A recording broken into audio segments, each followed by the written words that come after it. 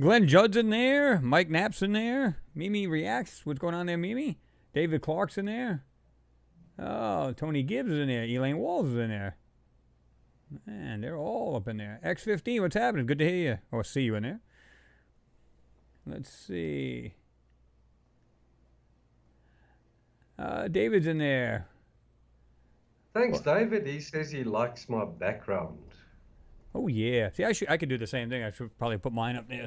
Start doing that, too. I actually had to install an older version of Skype to get it to work on my computer. Mm-hmm. Because the newest Skype doesn't work on my old, dilapidated, paraffin diesel computer. my very dated computer. It is. But it works, though. That's the point, you know? Oh, yeah. Yeah, I used to get it to work with the other computer I had. That thing was so old. I think it was like a dual core, for crying out loud. Talk about a dinosaur. And this thing was like, I don't think I had more than 6 gigs of RAM. It was, and like I said, it's a dual core, very slow at that. So if you can get that to work, you can definitely get anything to work. Oh, yeah. 2006 model running this side, Chris. Oh, yeah. It's working. Let's see. John Beck's in there. What's going on, John? Mags K, what's going on, Mags? Good to see you in there. Renee, like I said, Renee Vaughn's in there. Stephen Porter. Leslie Warren. Let's see. Oh, that's better. Oh. Let's see. Okay. I think I got everybody in there. I might have Joss D's in there. What's going on, Joss? Bobby Pentland, what's going on, Bobby? David Clark. Good evening to you there. Alex VG. His name is Jean, even though it looks like Jean. I think I made a mistake with the first time I talked to him. He says, no, that's Jean. I was like, okay. So, yeah. Jean works as well. Let me see. Whoop. Just been listening to Dark Side of the Moon. Oh, okay. There you go. Yeah, I think we're good. So what's going on, everyone? Oh, man. I was just telling Jean that usually I come home after working and I'll take like a little nap and then, you know, get up and start rocking and rolling, either making videos or Fridays getting ready for the Hangout, and I didn't do that. So I'm not tired, but just maybe a little fatigued. We'll just use that. We'll go with that, right? Yeah. So how is everybody else doing? It's going to be like chilly as shit tonight. It's going to be like chilly. And according to my weather station, it's going to be like, what does it say, 36 degrees. So, yeah, it's going to be a little chilly tonight. And, of course, that's Fahrenheit. Let me see. Let's see. I got a couple questions and comments coming in there. Thank you, Elaine Walls. Much appreciated. Much love to you. You said, let's get this party started. Oh, yeah, let's rock it and roll it. Blue Flash was saying aliens are real. And I don't know if I'd probably use the term other civilizations, because I don't know what it is. And I've said this before. It seems like when people say aliens, you think these little grays with like these almond-shaped eyes. And I don't think that's the case. I don't think they're all like that. I think they're more like, can be a lot like you and I, with some variances, of course. But I think they're a lot like us. What do you think, John? Oh, yes, Chris. They do say they're living among us already. And, I don't know. We might have met a couple, who knows? I don't know if I was married to one or two. Obviously, those didn't work out. Yeah. They're alien and I'm human, so I don't know. No, that's just a joke. It's just a joke. Just didn't work. Oh, by the way, it's about 26 degrees Celsius. Yeah, Chris. That's still pretty warm. That's pretty comfortable for you, right? It is warm. Open the window and mosquitoes are coming in, so if you see me swatting at yourself, mosquitoes. Hey, listen, they got to eat too, so. They look at it and go. David says, water on the moon. Yeah, I mean, somebody's saying, Mimi says, question was, Chris, your opinion about the newest moon news. Well, they're saying they're finding more water in Clavius crater, and they're saying that, of course, it's in the southern hemisphere. But honestly, there's moisture all over the moon. I mean, the funny part about it is, you guys catch that part where it says, in the more sunny parts of the moon. Well, wait a minute. Doesn't every part of the moon get the sun? Think about this a minute. Just because it may be lit on our side at night, and it's dark on the other side, doesn't mean it doesn't get light at some point, because it does actually get the sun on it too. So wouldn't that mean there's water on every part of the moon pretty much? Maybe I'm mistaken. I don't know. It just makes sense. But, they're saying that it could be used for fuel, obviously. And, obviously, I don't know if they'd be able to use it for drinking water. I would imagine they would have to check it for any kind of microbial life that could kill them. But as far as fuel-wise, they can definitely use it for that. So, yeah. Yeah, I believe it's 100 or 400 parts per million. Yeah. So was it that, or was it? Some water there. Yeah. Not like in the craters. No. In the craters, you'll get the water ice. Yeah. But yeah, it's interesting that it's on the side facing the Earth. Oh, absolutely. Well, and, it's in direct sunlight. Very interesting. Yeah. Well, the same thing would apply to the backside of the moon as well, because it gets sun as well. So wouldn't it be water there too? Oh, yes. And funny enough, they're saying now that, and we've talked about this before, where now they're saying the atmosphere, or at least the outer atmosphere, extends out past the moon. So you could have microbial life living on the moon that's from here. You could have, they said even a little bit of oxygen can escape to the moon. And it can be somewhat protected from, maybe some radiation. Not all, of course, because it'd be very weak at that point. But still pretty interesting. I think it's, the more they come out with it, and then you start putting these little puzzle pieces together going, you know what I mean? And if you believe there may be still life on the moon, maybe they can still breathe very minute oxygen. Who the heck knows, for all we know, right? I mean, just like on Mars, they say, oh, it's incredibly cold. No, it's not. And the moon, if you think about it, we were just talking about this before we even came on the air. We actually got on earlier, Jean and I, just to make sure everything was working well.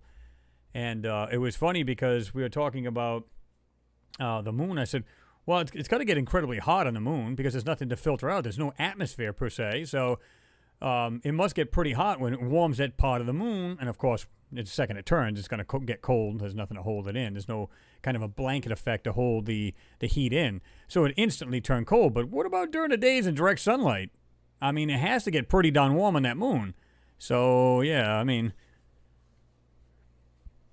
it's pretty interesting, I think. Your last photograph with the structures on the moon, that was very, very intriguing, Chris. And if I can, may I tell your subs, there's an amazing video coming up from you soon. Oh, yeah. I mean, I'll just break it down for you guys, because I gave the same photograph. Yeah, I gave Jean a sneak peek of what I'm about to show you guys, because that's incredible. Yeah, because I was actually looking when I was editing photos of editing for the video, and I was going, okay, here's all the stuff, I'm getting it done, and as I'm watching this finished product, I'm going, oh my God, I can't believe I missed that. Wow, that's insane. And again, it's got to do with the super bright areas, the super dark areas. And then when you start to see these things, all of a sudden it come out and it slapped me in the face. And I said, and I even asked Jean, I said, here's the, I shared the screen with him and I showed it to him. I said, do you see anything out of the ordinary? And he's looking, I'm not really seeing it, other than the things I showed in the video.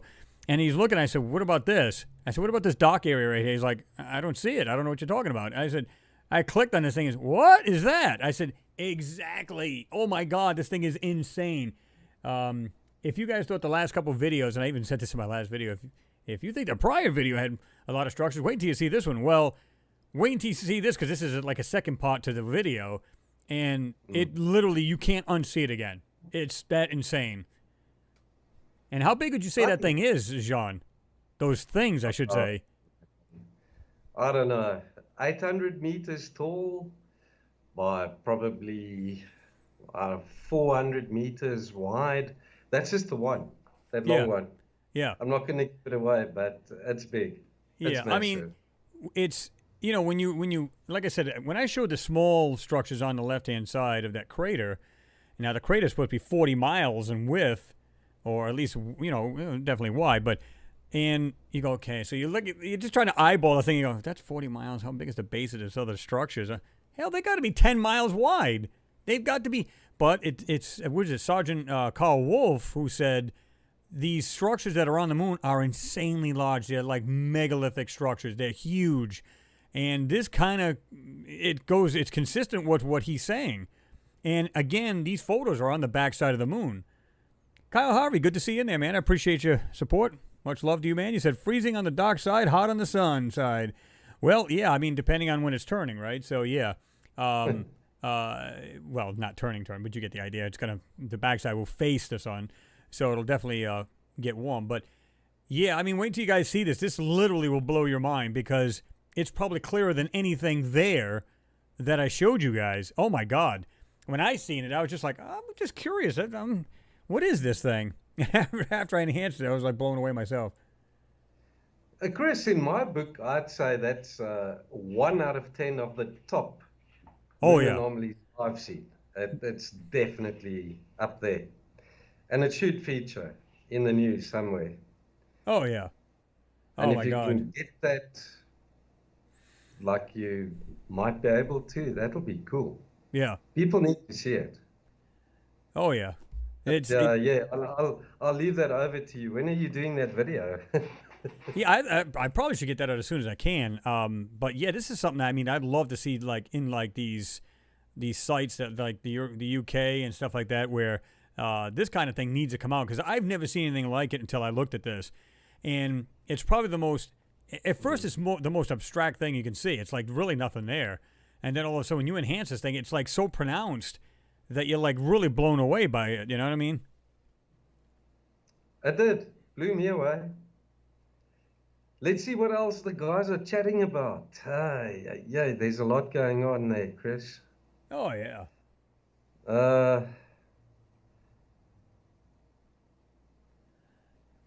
Medical cannabis. Hello from Scotland. What's going on?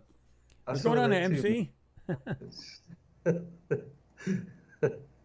Stephen Porter says, hey, Chris, do you think the USA has a continuous satellite imagery of backside of the moon?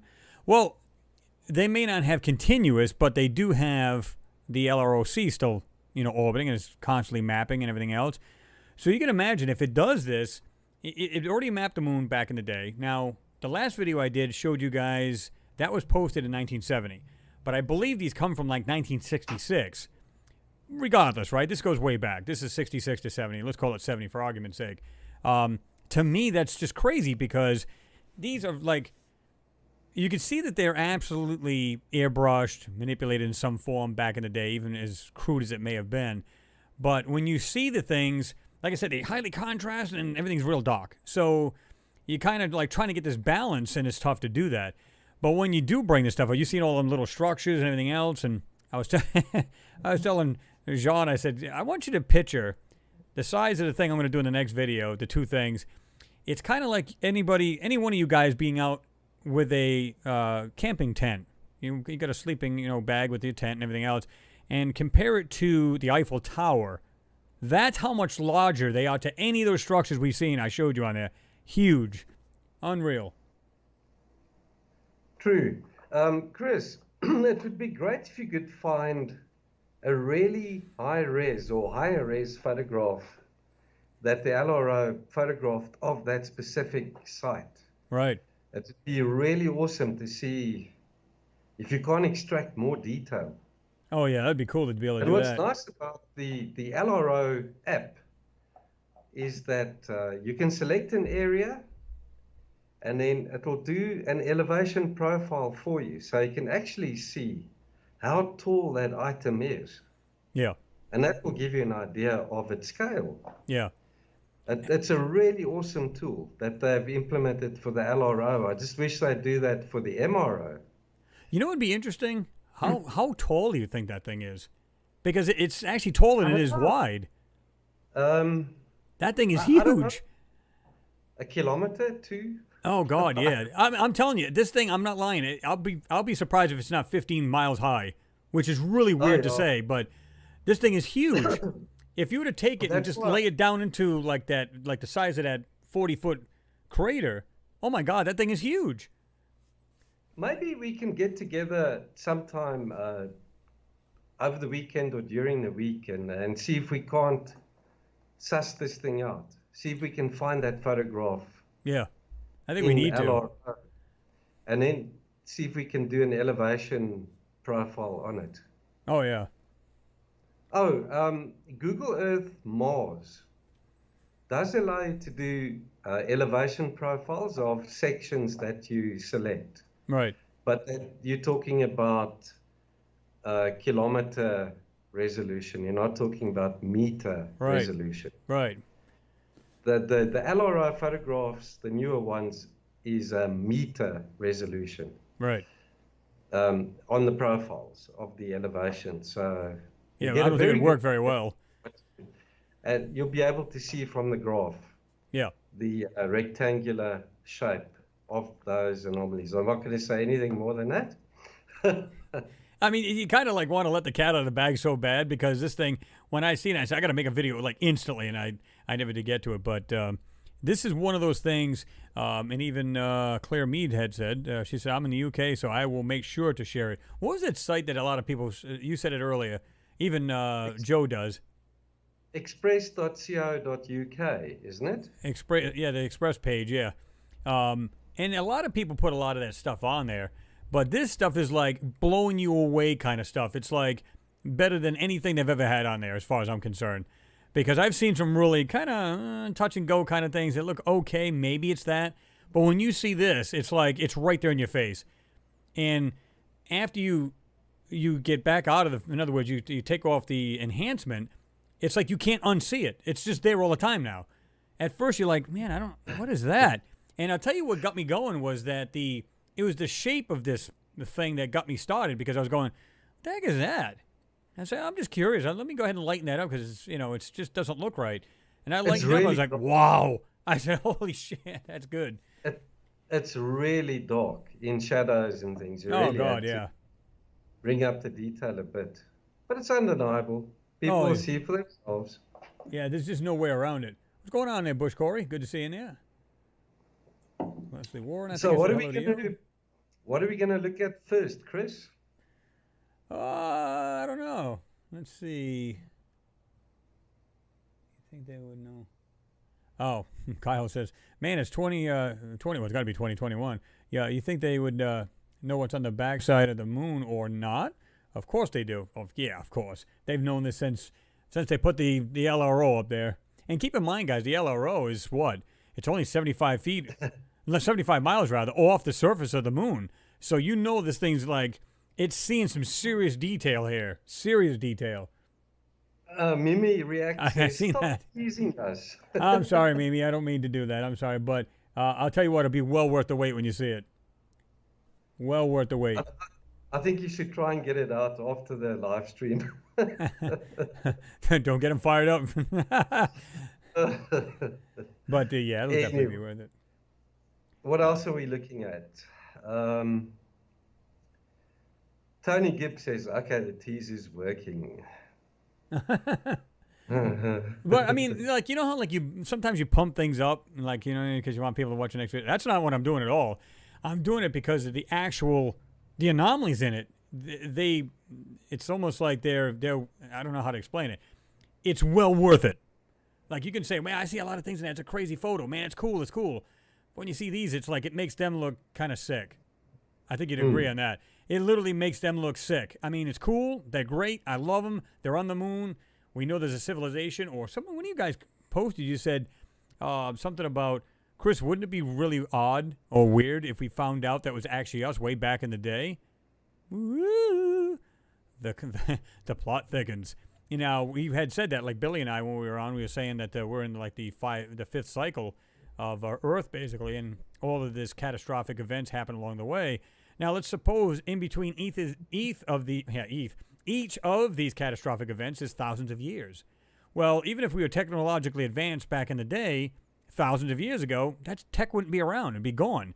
Because then people would have to start all over again, like basically being in caveman time, so to speak, in the dark ages. So you'd have to start all over again. And probably what they had would not last. Let's say you still had something happen to the planet today. And we all, it pretty much wasted half the planet, or there's only 10% of the population left.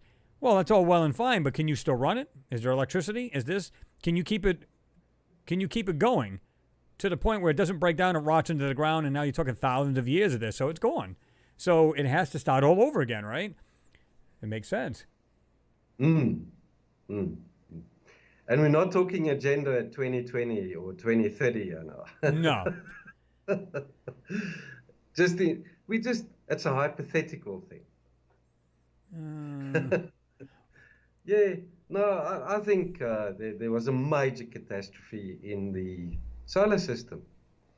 And I speculate 12,000 years ago, roughly, it hit Earth and Mars. And possibly the planet, well, there was a planet Mars was orbiting, right? Mm-hmm. So what the hell happened? Was it a war of sorts, or was it just, I don't know, our position in the solar system at that time? Was it a flare or something?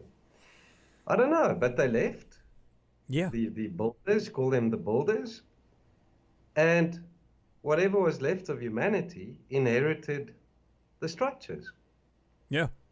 So I don't think, Chris, to be honest with you, I could be totally wrong, but I speculate humankind didn't build these massive structures alone. Yeah. Or possibly we didn't build them at all. Yeah. Maybe we just inherited them. But I'm just speculating. It's my opinion. I don't know. I could be wrong. But you can see in South America and in Turkey, I think. No, in Lebanon. Yeah. You've got the big megaliths, the big blocks. And Baalbek, yeah. And then smaller blocks on top. Yep. And those are the ones that I believe us as humans put on top of these larger, massive big blocks. Yep. So it was a feat of engineering back then, that's for sure. That's for sure. Let me see.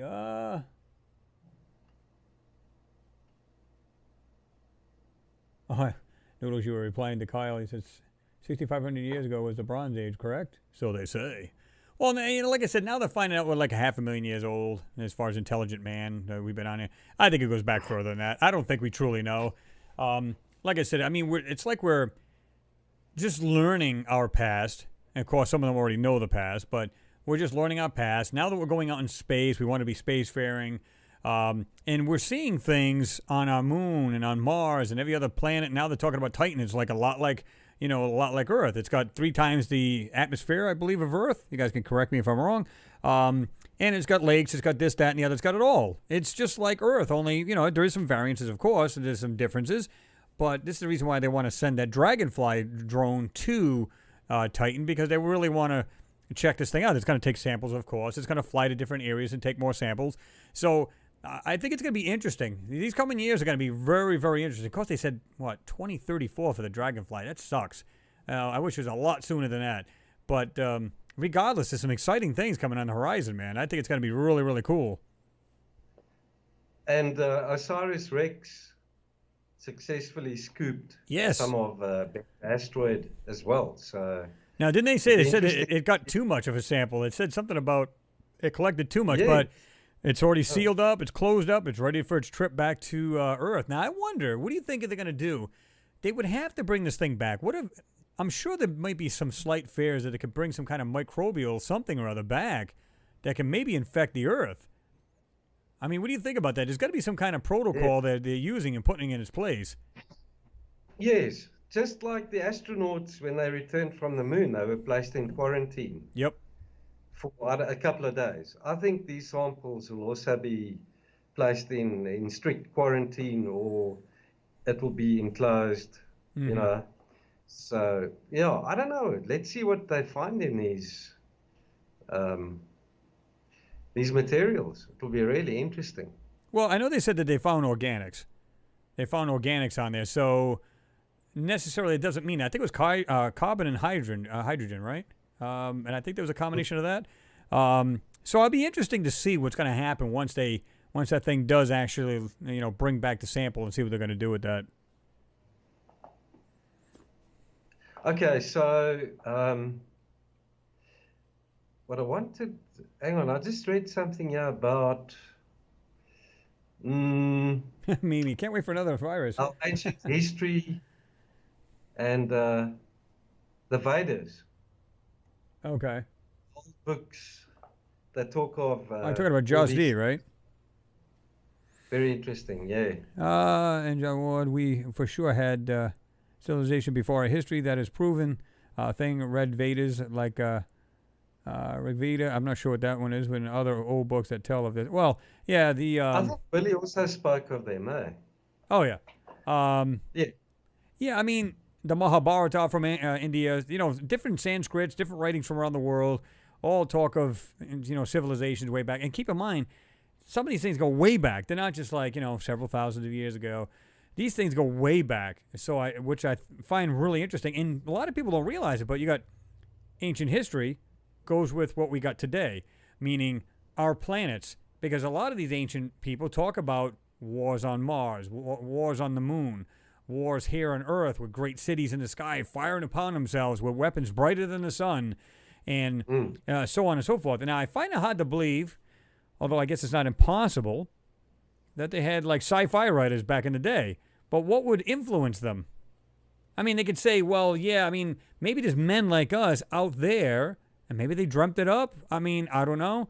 But to me, it just seems like, they found it imperative to write or draw anything that they've seen. And that's the only way they can convey it, is that to, either put it in Sanskrit, edge it in stone, draw it, hieroglyph it, call it what you like, right? But that's right. And not just that. I mean, the South Americans, I think it was the Mayans, actually sculpted that one being is sitting on his... Right, like he's in a craft. Like a seat, yep. and there's something connected to his nose, his feet are on pedals, and he's doing something with his hands, and he's wearing a strange helmet. Yeah, that was Lord Pakal. Supposedly, they said, well, I don't know if he said something about going on a journey, but clearly that looks like, you can see what looks like flames coming out of the bottom of it. It looks like he's controlling something with his feet and his hands. This, to me, looks like a spacecraft, and that's the best way they can convey it. And how about those big discs that they found in Russia? Yeah. Yep.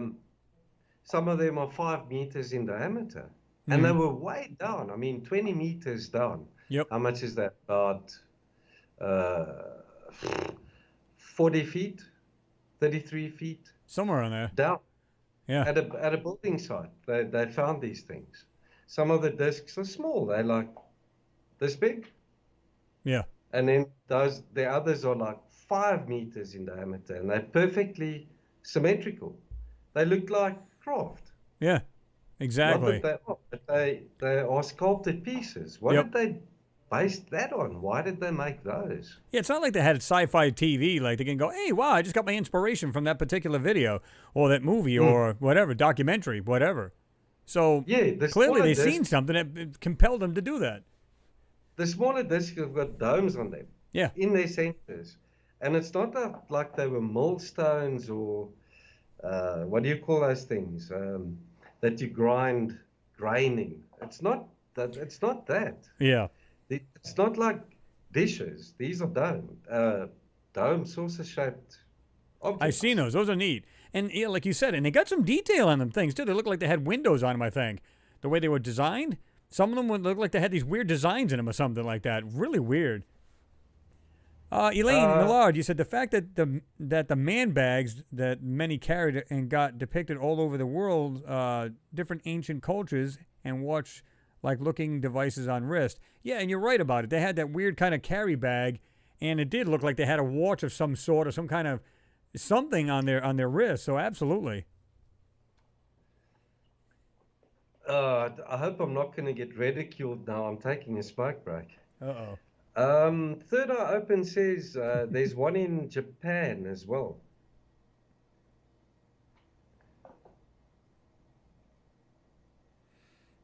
Yeah, there's lots of similarities between the different cultures. Yeah. On the world. Yeah, and these guys could be. Yeah, pyramids. Go ahead. Yeah, Even in South Africa. We've got pyramids in Mauritius. Yep. It's an island about, what is it, 2 hours flight from South Africa, and they've got pyramids there too. Oh yeah. Well, they say there's pyramids all over the equatorial region of Earth. So, and of course, many people speculate, who are into ancient, like the pyramids and stuff like that. One, they were kind of a power source. Two, they believe that they were like linked together, like either to transmit the power source or communication. Now, the first thing you think of is, oh, how can that possibly be? It's just nothing more than stone. But it's what was housed in the stone that makes all the difference, so, yeah. Crystal. Yeah. A lot of these pyramids or obelisks are built with a crystalline type of material, which actually can conduct electricity at certain frequencies. Yeah. So it's very interesting. And it reminds me of what Tesla was trying to do with that funny tower. Yeah. That he had, where was it? Long Island, Rhode Island. I'm trying to remember exactly, yeah, when that was at. I think it was. Yeah, and he was trying to demonstrate how he could transmit electricity wirelessly. And then he moved his laboratory more inland, and the people living in that town, I can't remember where it was exactly now, but they used to complain that when they touched their taps or got close to their taps, that they'd get shocked, that there'd be a spark. Right. And when they walked, there used to be a spark from their feet onto the ground. Yeah. That's how much he was charging up that area. And I really wonder what he was doing. Well, I mean, if you think about it, he had, the way that tower was designed, it literally had like ground rods that went out in all different directions into the ground. And plus you had so I guess one was the negative, one was the positive, one was the ground, one's so, and then you're basically shooting electricity all over. That's why I didn't think it would be feasible as far as like you said, they were like literally getting electrocuted. Can you imagine how much power the thing's putting out? And the closer you lived in a tower, you could literally get killed just by going to get a drink of water. So, do you know what fascinates me is you've got the law of squares when it comes to radio frequency. Yeah. So the further you go, the less the power becomes. But I mean, it's like at the rate of squares. So it deteriorates rapidly. So what was he doing that would create such an energy field that he would be able to transmit electricity around the world? Well, that's what they speculate. That's what they speculate these pyramids did. They were actually, some of them said that one of the pyramids would actually, of course, this is really sci-fi and far-fetched to me, but said that they would literally transmit like power up to like spacecraft above it. And I'm thinking, well, I don't know, it's a bit far-fetched for me, but regardless, we don't know. And if they've taken and extracted all of the things out of these pyramids to begin with, you'll never know. You'll actually never know what was really in there. Just because it was stone doesn't mean there was no technology in it. So, yeah. And that they reckon the chambers and the passageways in the pyramids are built in such a way that they resonate. Yeah. At a certain frequency as well. So it could be that they were directional as well, out those shafts. Yeah. The power could have emitted out of those paths, the tunnels or the shafts, like a waveguide. Yeah. Yep. Microwave energy is transmitted through a waveguide. Yeah. That sort of thing. I don't know. It's fascinating. I wish that we rediscover Tesla's technology when it comes to that. Yeah. I don't know how he overcame that law of squares, where the energy just rapidly decreases. Well, it's kind of like a radio signal. Some radio signals travel further, like AM, especially at night. You get it can travel thousands of miles. Like I can listen to my hometown, one of the hometown news channels from here, which is like 750 miles away from here, and listen to it at night when the atmosphere is just right. It just opens right up. Now FM won't do that because of the frequency modulation. The waves are so close. Maybe he figured out a way of making it a narrow band signal and not a broadband signal. Right. Could be. So they could put more power and energy into a narrow band. Maybe that's how I did it. Maybe We'll never know. Maybe it would cause it to actually travel further. So to me, it would have to be amplitude modulation because it seems like it would travel more. Maybe that's what it did. And this is the reason why people were getting friggin' electrocuted. But I don't know. Yeah. It's really weird, man. You know, the guy was a genius. Now, I'm sure he had his flaws where he didn't have it quite perfected. But isn't that what scientists do? You make mistakes. You start over. You try again until you get what you want and the desired, finished product, so to speak. So, yeah. I know that long wave and AM, they call it ground waves. Yes. Whereas if you're looking at high frequency or HF, short wave, it actually bounces off the ionosphere back to Earth, back to the ionosphere. But those very low frequencies actually are ground wave. Right. They just travel on the ground itself. That's was there. Yeah. Really low frequency. I saw something very interesting. The Doomsday plane. I don't know if you've seen videos about it. They did a tour of the Doomsday plane, and out the back, they extend a wire antenna for 5 miles. It's incredible. The submarines do that too, right? Yep. They've also got these extremely long antennas, which says to me these guys are operating on very, very low frequency as well. Penetrates water. It's amazing. Yep. Really amazing. But anyway, what are we going to talk about, Chris? What are we featuring tonight? Let's see. Oh, Kyle, you seen that, huh? Chris has a Subway Super Cup. Eat fresh. Let's see. Now, Jean has given me some photos we can look at that he had. And if you want, you can feature whatever one you want first. We'll just go through it until we figure out which one it was. But let me see what we got here. Which one would you like to look at first? Because I think we have 4 or 5 pages put up there. So, how about the one? I'll tell you which one I thought was interesting. How about the light one? It looked like it was a. All right, let's jump on this one here. This one here is really, really kind of odd. Now, this is just to show you guys real quick. This is NASA when it showed the OSIRIS-REx. Spacecraft samples of rocks and dust from asteroid Bennu is safe for return to Earth.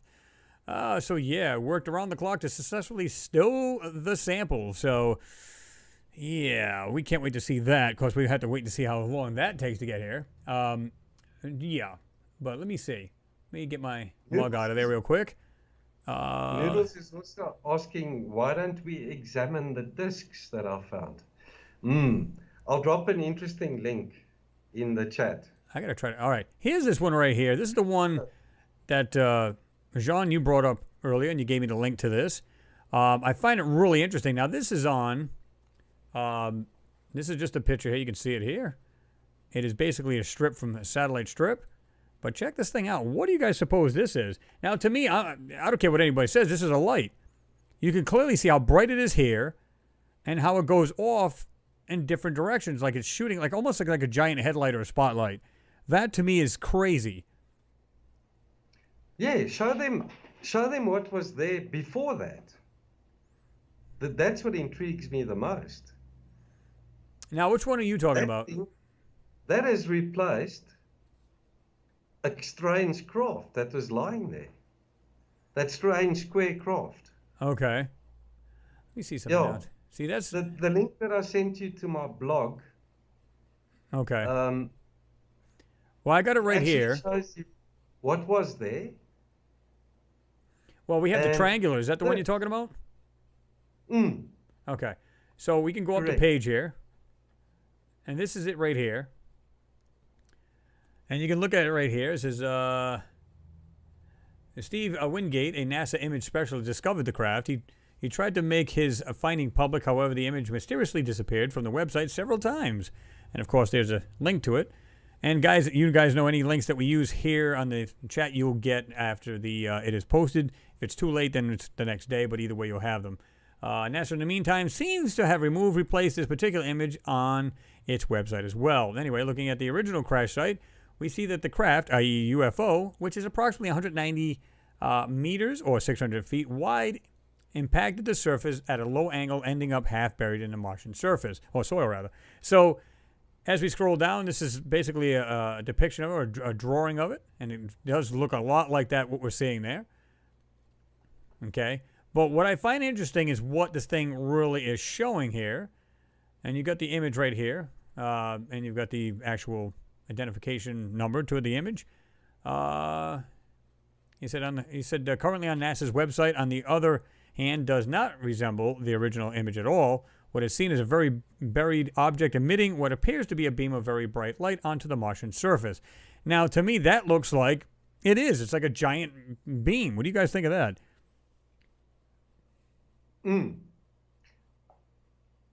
It's incredible. Yeah, that to me is interesting. I see, like I said, it's kind of like the Enceladus moon, when they try to claim it's like these jets coming out, these icy jets coming out of the moon, and they said, well, what you're seeing is it's not light, it's actually the sun reflecting off the icy particles. Well, that's all well and good, but there's photos where it's literally, it's the South Pole for starters, but those jets are nowhere near the sunlight at the time. In fact, the sun's more on the northeast part of it, and these things are totally in total darkness on the south side of it, and yet they're putting out a beam of light that looks like that. No way is that water plumes or icy plumes. I don't buy that, and I don't buy this. So what do they claim? Did they say this is, what do they claim about this? What are they saying, though, John? Oh, no, they don't talk about that bright spot at all. Huh, imagine that. They talk about, like they normally do, they talk about the geology. Ah, okay. I can't remember the description of this photograph, but that bright spot isn't mentioned anywhere in the description. Now, what do you think? That absolutely looks like a high beam light or something like that. Some kind of really bright spotlight. What do you guys think of that? I wonder if that wasn't the recovery party that lit up that area to remove the disc. I don't know. Nothing would surprise me, though. Oh my God, that's crazy. That to me speaks volumes. That's clearly a light. I don't know what else I could say it is, because you can clearly see the lights projecting outward in kind of a fan fashion. You can see that. And you know what's fascinating, Chris? I found another object that looks exactly like the one on the first photograph on this page. So I'll go down a bit in this page. Let's see if I don't show it there. All right, you got the two videos. Okay, let's see what else comes down. I think it's just the end. It goes down to the videos, right? Let's see. Okay, there's lag on my side. Yeah, you'll see it because you're seeing what everybody else is seeing. So all you got is the two videos underneath this. Does it show an object that looks similar? Yes, there it is. The first video. All right, it's gonna. I scroll down, then I just go right back up. You see that object? Yeah. It's very similar on the top.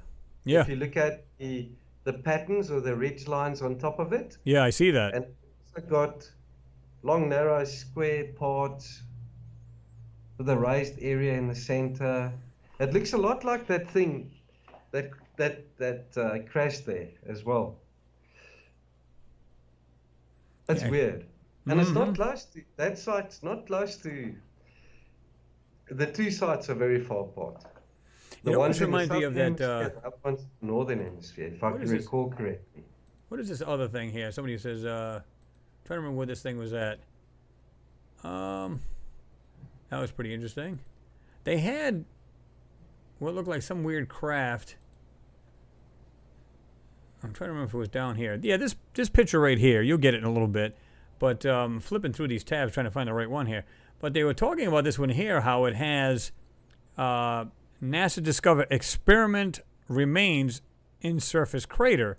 Now, when you see this, of course, the picture's real, the inset picture's real, but the actual craft obviously is an animation or whatever. But if you look at this thing closely, There's no way that that's natural. You can see something sticking right out of the middle of this. It almost looks like, it almost looks like blocks, but when you look at the very center, it looks like there's some kind of weird arm or something coming out of the center and coming upward. You'll see that now. I'm going to zoom in on it, like everybody else is seeing. Check that thing out. What do you think of that? Oh, yeah. Wow, that's incredible. Chris, Bobby, let's see, Bobby Pentland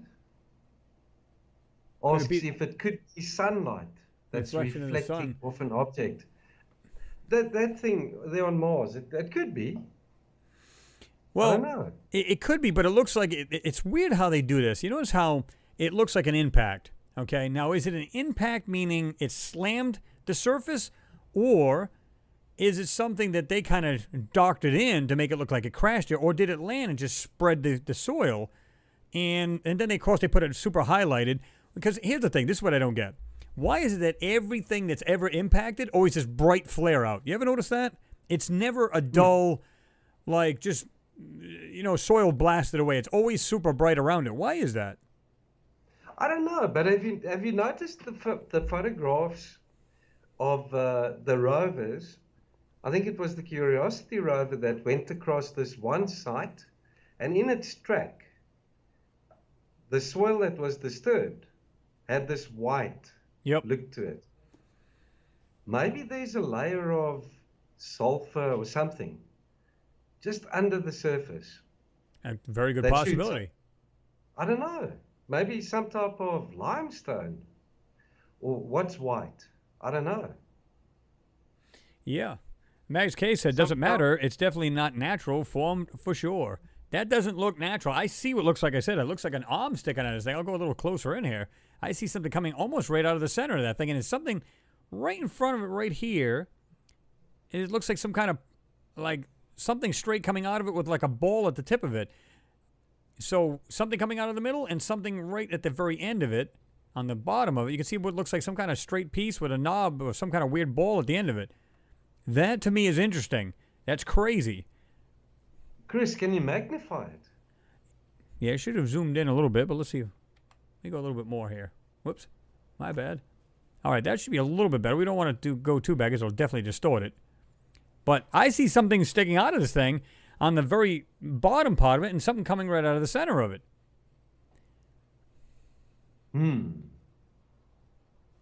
It looks like a structure, like an outpost.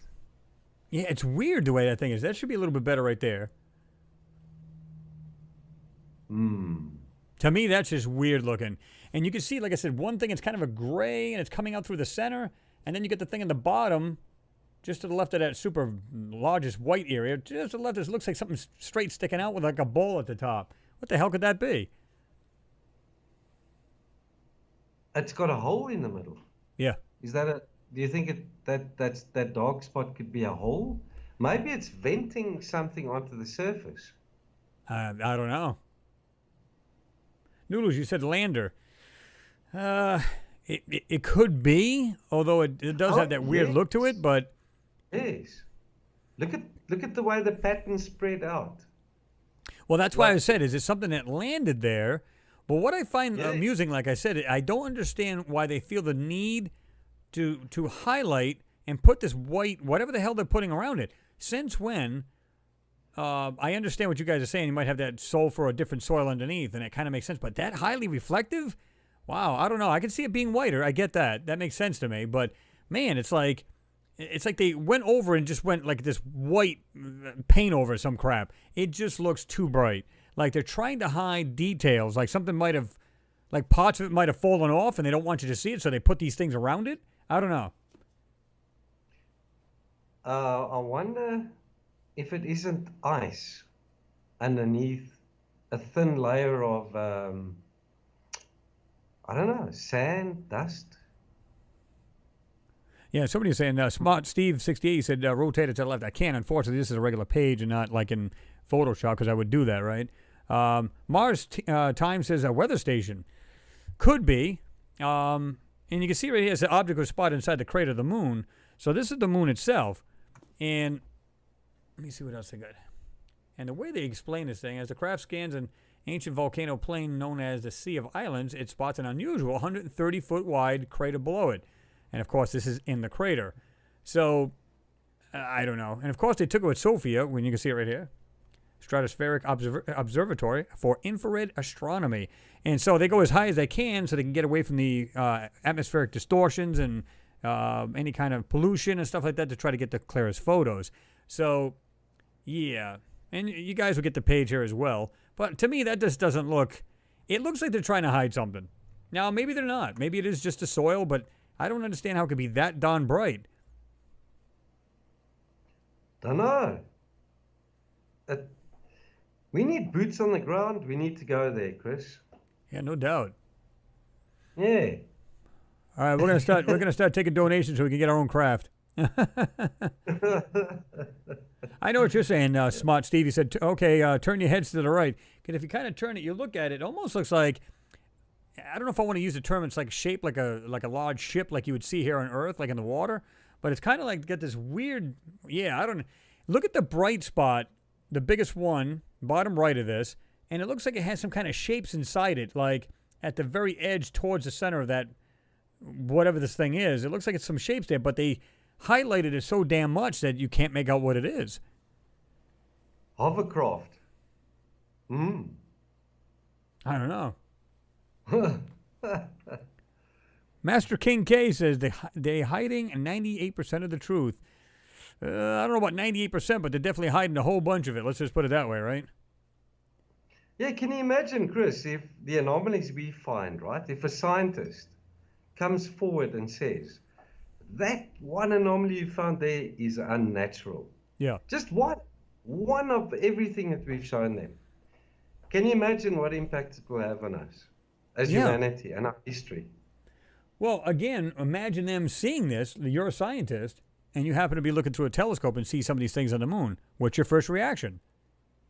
Like, and if this happened back in, let's say like a lot of these moon photos we've been analyzing lately, that these come out in the 1960s or even 70, the first thing you notice when you see something like that, you go, okay, we can see by looking at that, clearly that's not some kind of lunar, natural occurring thing. In other words, a butte, a rock, a stone, whatever it may be, a mountainous area or crater. Because it sticks out like maybe there's a bunch of 90-degree angles and there's a bunch of circles that are in there with it and just different shapes that like kind of scream like it's intelligently made. What do you say? Okay. So, clearly it's not ours. So right off the bat, okay, can we get people up there? Can we get them up there? So right off the bat, you're gonna go crazy, right? And this is the reason why they all went up there and did what they did. It's sad that they don't want to speculate. Avi Loeb, I think from Harvard University. Yeah. The guy that says Oumuamua might be a spaceship, he actually said, yep, it's high time that scientists start speculating again. Well, and I think they need to, because here's the thing. Even though he may be speculating, or he believes it really is because of the characteristics of it. Like I said, who's to say that if you really wanted to trick any civilization out there, but you wanted to go through their solar system, what would be the best way to do it? Well, clearly I can build it into something that's natural or make it look natural. And then as I'm flying through different solar systems, okay, shut all the power off and just let this thing topple like a dead stick going in and out. And then we'll just let the gravity just take us in and out of the solar system, and then we're out. I mean, who's to say they can't do that? And then once we're out of range and we can't see it anymore, okay, correct it, boom, they're off and going. How do we know? I mean, it's pure speculation, of course, but how do we know? And how many so-called asteroids don't look like asteroids? Yeah. They look like spinning tops. Exactly. What looks like the Death Star? Or is it the moon of Saturn that looks like a Death Star? Is it Iapetus? Iapetus? I think so. Yeah, so many of these things lately. My God. I mean, when you think of, what is it Saturn? It's got like, it might be Jupiter. I think it's got 63 moons now. I think that's what they found so far. 63 friggin' moons? Are you kidding me? Regardless, I mean, these things, they're absolutely insane, right? Kyle, Maybe an asteroid, Chris. Looks Yeah. like two cones that have Yeah. been put together. It's like a spinning top.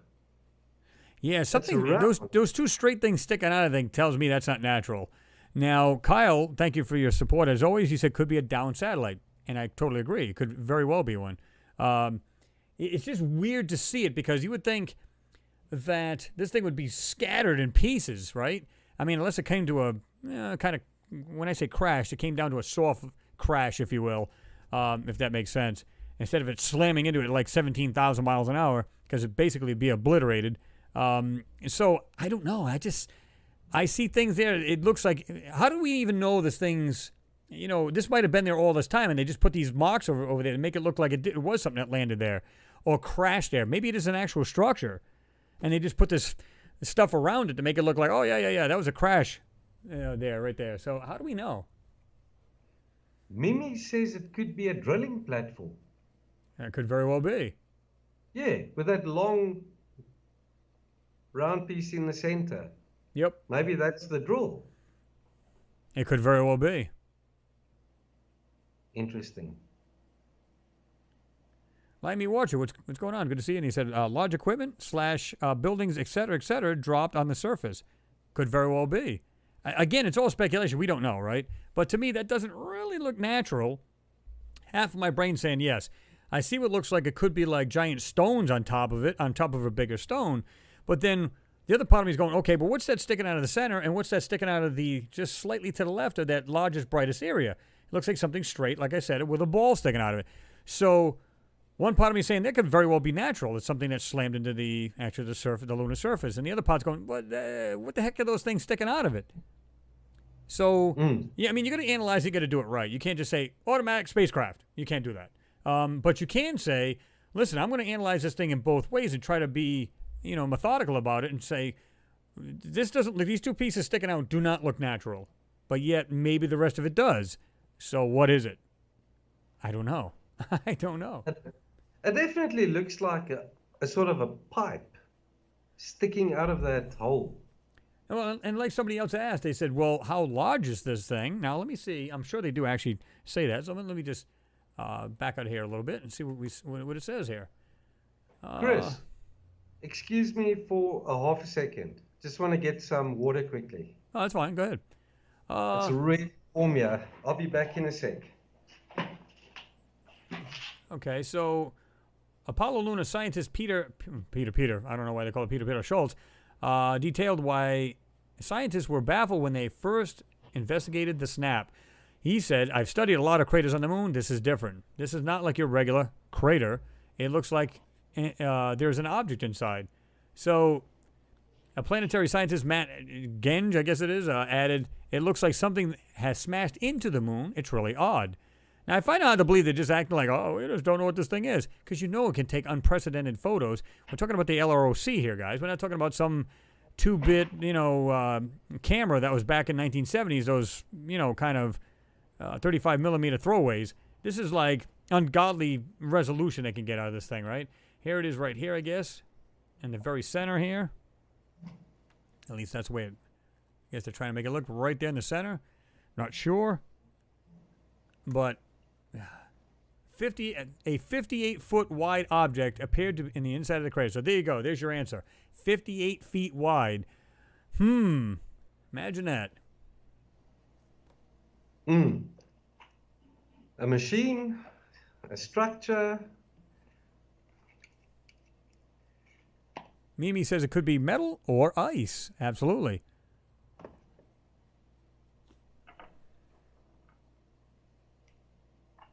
Architect Net, you said U.S. and India just signed military pact against China.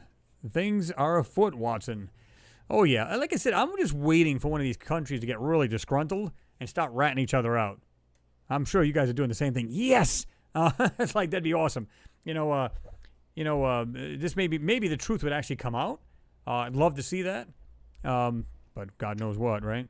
Because they'll probably say, well, yeah, we'll shoot ourselves in the foot because they got the Chang'e 4 on the other side, or the other side of the moon, or the back side of the moon. So, and they're lying just as bad as NASA is on JPL. No doubt about that. Mm. Noodles asks, could it be a rail gun? Interesting. Well, like I said, anybody's guess is as good as anybody else's if you really think about it, right? Again, Yes. we're only speculating as to what this thing could be. Now, some people say, "Oh, they think they think it's this or that." No, we're speculating. We don't know what it is. But the two features on this thing alone tell me it doesn't look like it's natural, and if it is, something unnatural is actually in the mix. So that's what I'm willing to say about it. I don't know if you got anything else to add. Well, Chris, it's definitely got right angles to it. If you look at the shadow it casts, it's definitely rectangular. Yeah. You see what I mean? Yep. The shadow is definitely rectangular. Well, that's what I'm saying. It's just weird. It's just kind of like, yeah. And here's the thing: why would there be a shadow if this area is so darn bright? I mean, you could have that, right? Meaning, like, in other words, let's say this is some kind of brighter, like a sulfur or whatever underneath the dirt, and you still have a shadow on it, right? But it looks like they kind of went over it. Like, you can actually see through it's weird, like through the shadow. It's like you can almost see all the white, like, I don't know. It doesn't look consistent. It looks like, no doubt there's some crap in here that just doesn't look right. I can tell you this, it looks like a launch pad. Nothing would surprise me there either. Oh, that's interesting too. Yeah. Tony Gibbs, you said they could read license plates since the 80s. No, actually it goes back to the 70s, Tony, from Sats Over the Earth. Absolutely. And they could do this. And if they had this, and this is what I've always said, listen, they're not going to have this kind of quality like in the spacecrafts around Earth and say, hey, you know what? Why don't we just go ahead and throw a subpar piece of crap camera on the LRO? You know they're going to want to see that. That's all it has is eyes. So why don't we send the creme de la creme, best equipment we could possibly get? In fact, what's the best camera we got right now? Well, we got this one. Okay. So why don't we improve that tenfold? Because you know they're going to want the absolute highest resolution they can get. What we're seeing in these photos are crap. Like the ones I've been doing where, they've been low-resed, brought way down for public consumption. These are not the high def. And like Sergeant Carl Wolf said, he said literally the detail was astronomical. The structures that he saw were domed. They were extremely large. He said miles wide. And I think it coincides with the video I've done. And like I said, wait till you guys see the second part. You'll be like blown away. And it's just like, it literally coincides with what he said. And many others have said, yeah, there's giant structures on the moon. And they don't mean giant like Eiffel Tower kind of thing. They mean humongous. I mean, these things are insane. And here's the thing. You don't have to worry about how heavy the building is because how much is the gravity on the moon?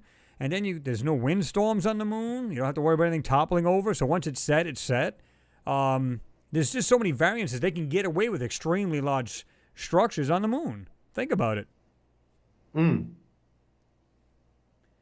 got 131 watching and 79 thumbs up. Somebody's slipping. Come on, guys. Nail that thumbs up. Hammer time.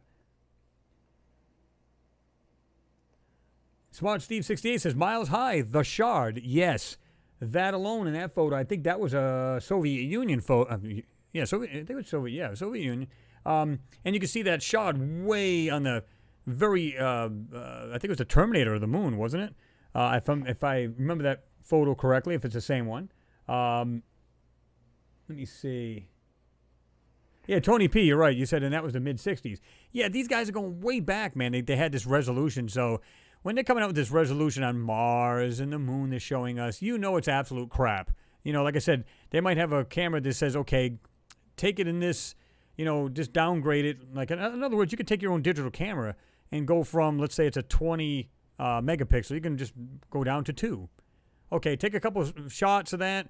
It's a lot smaller. Give it to the public. So if they try to, zoom in, it just breaks apart. But by the way, keep the 20 meg for us or whatever they got now. I'm sure it's extremely high. Keep that photo for ourselves so we can see in the unprecedented detail. And like I said, for human consumption, give them the trash photos. And of course, they're doctored up to boot. So that's what we got, guys. This is what we got to deal with.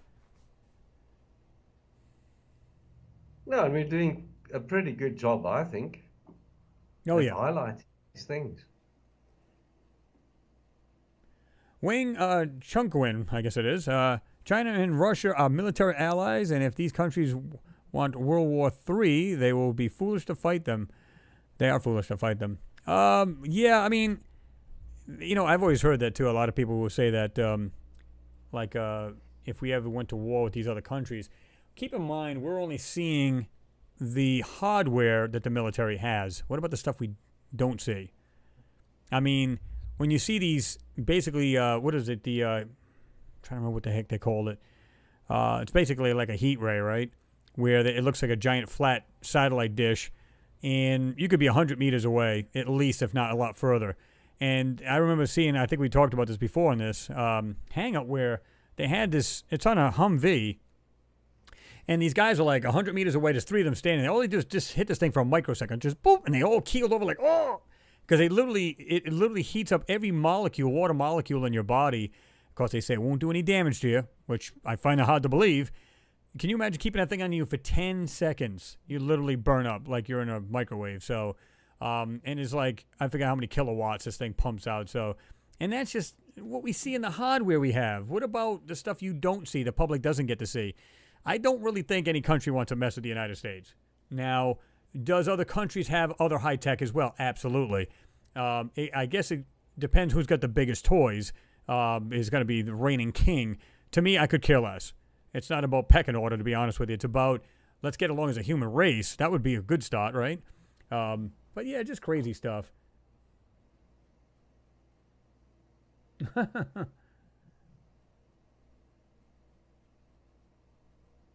Tony Gibbs, you said most of what China has built in the last 20 years is below ground. Yeah, they've been doing the same thing. I mean, what we've already been doing for years, they're now doing as well and have been. So, yeah, it's just crazy. It all comes back to, like, all right, who's got most guns and the most ammunition and who's got the best, technology. Can you imagine if every country worked together as opposed to, like, trying to figure a way to, oh, yeah, if he ever pisses me off, I'm just going to head and hit the button or just do this. Why do that? Think about where we'd be out in space right now if we all just stopped that and got along as a human race.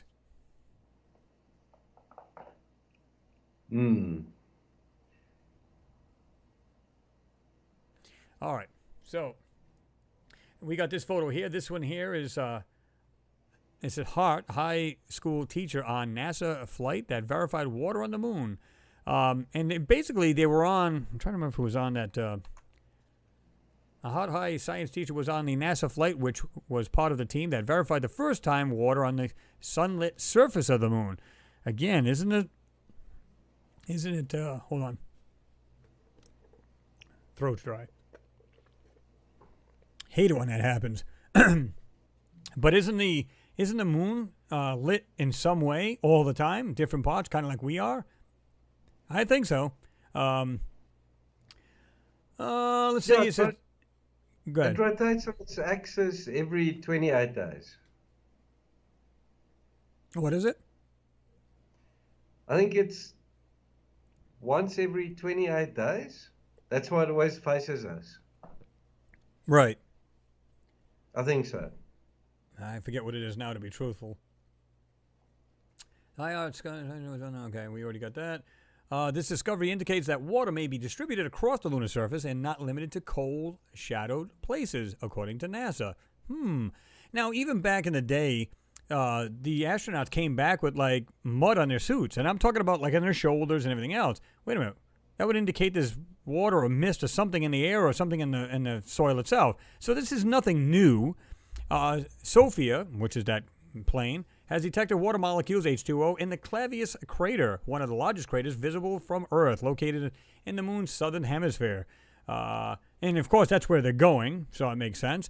But, yeah. I mean, again, guys, you get this link as well. And I think this one is the same way. Water on the moon could sustain lunar base. Having dropped tantalizing hints days ago about the exciting new discovery about the moon, the U.S. Space Agency has revealed conclusive evidence of water on our only natural satellite, which is not true. We still have another one.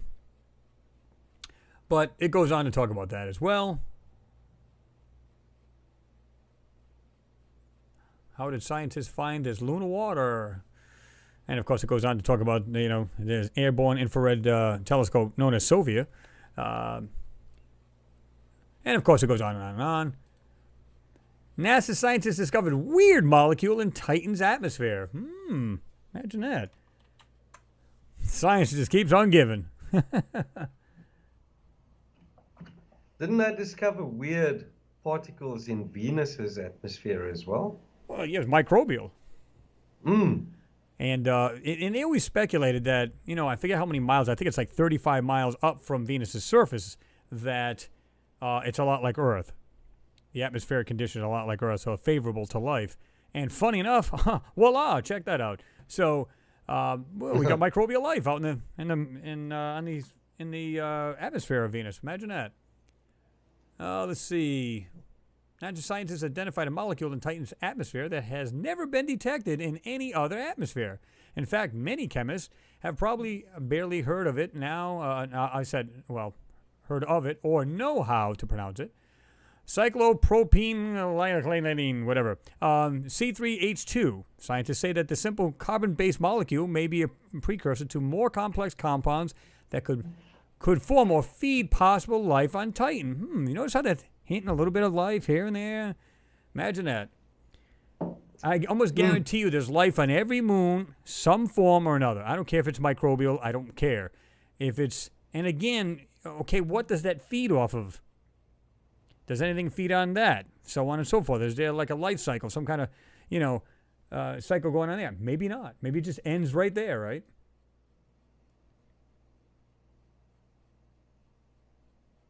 Josh D says 30 people need to hit that like button now. You guys heard him.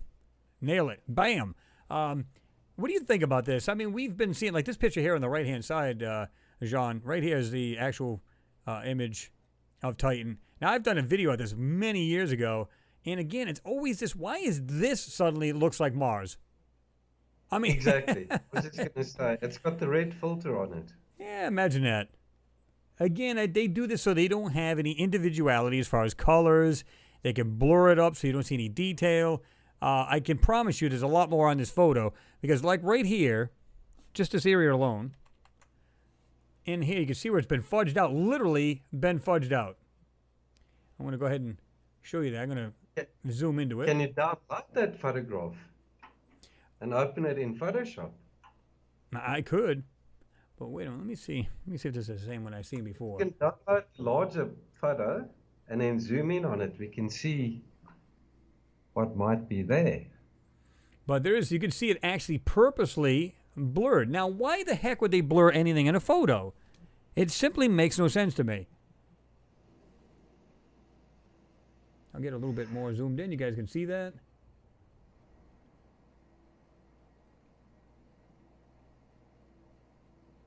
Kyle says, I just hit the like button. Thank you, Kyle. Appreciate you. Unless it's sand. Well, I mean, there's got to be some kind of soil or sand there anyway, but it's kind of weird. If you look at the rocks in the front, it almost looks like there's water there or something. Kind of like got that kind of weird, mushy, kind of muddy looking thing going on. Or is there something there that is not natural? Because I can see that. Look at, I'm going to zoom in as much as I can. Look how blurry that is right here. You can see that, and you'll see in a little bit, that this thing has definitely been blurred out purposely. You can see the difference between halfway up. It's got some decent resolution. When I say decent, you can see a little bit more detail. Then right here, you can clearly see it's blurred out. It's crazy how this stuff is. But again, my question's always been, I don't care what it is. Truthfully, I don't care. I don't care if it's organics. Okay. So what? Show the people. Why? If it's a raw photo, show the raw photo. Unless, of course, it's something they really want to hide. Looks like liquid flowed there. Yeah.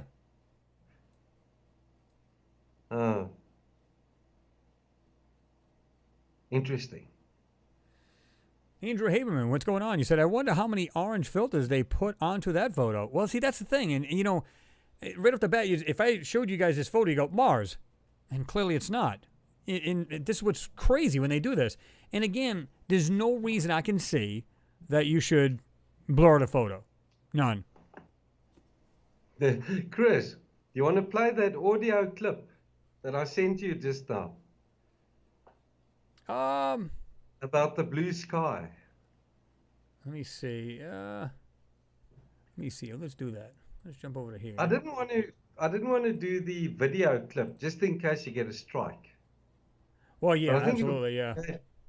I don't know. Will it be all right if you play the audio? I don't know. Let's see here. What am I going to do with this? Hold on. I'm going to have to make it really big here. I think it's in the last 2 minutes. It is. It's like, let me see if I can even find this. That he says it. The blue sky. Got to try to find that little audio bite. That was when we first got on there. You showed that to me. I think it was just before this. I don't remember when it was. I think it was just before that. Yeah, here it is. Okay. So I'm standing by hoping to see that. But if that doesn't happen, we'll certainly get more images later in our Odyssey pass. Okay, this is the scientist. Waiting for it. This is, I don't know. now, this is the InSight lander. Just to give you guys a heads up. This is the InSight lander. This is when I was talking to you guys saying that they're all in and go, oh, wow, the sky's blue. Now, this is just one of the people saying this, but watch what he says, and you can actually tell him what's going on here. That's Justin Mackey. That's just as InSight lander touched down. Yeah. And the first photograph was returned. You're waiting for the image to come back. So this is this the lady's first image interviewing from the InSight scientist, itself. and he's InSight is taking a giving picture running with one of its commentary. 2 cameras. Yes. It's probably Yeah, we'll just sit there and we'll just- a image view appears, of what's directly in he front talks about of the spacecraft, right in Yes. front of the lander. the, this is a camera that it would be using the to blue figure sky. out, is this a good space? Exactly. Is it a good place to put down our But he instrument? definitely corrects himself. Well, listen to it this is near the going end. Let's listen to this. take an Watch this, image right to the and end. Send that image to the Marcos. The Marcos, in turn, will relay it back down to Earth. That's correct. They got it. Oh, now That's let's just wait. Let's see what they saw. That's the touchdown, and saying that There it is. the craft is okay. All right.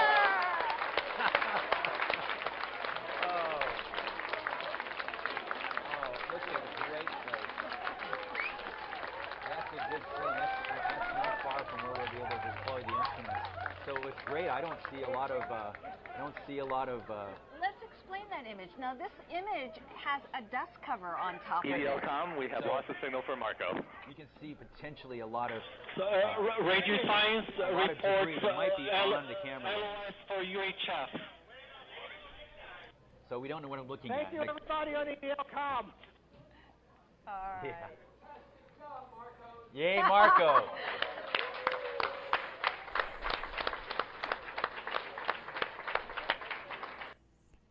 Just real quick, Smart Steve. No, that's not the InSight. It's the Perseverance rover that's supposed to be going in next year in February. Just so you know. But listen to this. This is another thing. I don't know if you picked up on this later on, because you're going to hear him talk about. They're talking about the photo right now, and they're talking about the red filter. But watch what he says, and then he kind of corrects himself. But listen near the end. I didn't notice this before until I listened to it after you showed it to me. Watch us. Congratulations. Meantime, Oh, there it is. You can see a better view. You can see that really is debris. And there's the horizon back there, the bluish sky. That's part of the lander deck on the front left. Chris, I can't don't take quite out, get but it the looks like there's sound. not a lot of rocks in the field of view, but those dots you see there are very likely to be dust particles on the lens, the dust cover, The dust which will be cover. removed and we'll get moved. another shot Yes. later on. Yes, Pretty and a better, amazing. clearer view after the dust cover is removed. So InSight's, CubeSat's relay communications job is done. They're now flying on. They're now taking pictures back toward Mars. So I'm confused about that pod. Did you catch that? The CubeSats. When did they send CubeSats to Mars? Am I the only one hearing that? It was those little briefcase-sized Right. Oh, I know what they are. I'm just saying, when the hell did they send those? with InSight. Well, see, I don't remember hearing about them sending it to. I remember them saying that they were thinking about doing it. I didn't think that they actually did it. That's what kind of had me a little screwed up. Because why would they need CubeSats if they got the orbiters above? It was a technology demonstrator, Chris. It might They have wanted been. to see if they can reduce the size Yeah. of orbiters. Yep. They were testing the technology. because the CubeSats didn't orbit. They went on past the planet, Right. not into deep space. Well, that was interesting because even everybody's on here saying, "Whoops, that slipped," and because here's the thing, it says it right there. And first they said the reddish filter, then they said, "Oh, bluish." What do you mean bluish? No, it's blue. And when you seen that, it was absolutely blue sky rather, and you could see that without any, there was no doubt about it. And that's what I find interesting about that audio clip. And then it was, and I had forgotten about the CubeSats, not that you mentioned it, because I was thinking to myself, why would you need to send CubeSats? But if they can put it, if they can get more coverage as far as communication and stuff like that, it would help them greatly anyway. And CubeSats are not very big anyway. But, yeah, exactly, Leslie. Warren, you said blue skies. I heard blue sky. Yeah, and there was a woman on there, and I said this before, that they went, oh, my God, the sky's blue. And like I said, it wasn't 10 seconds later, boom, they cut that off.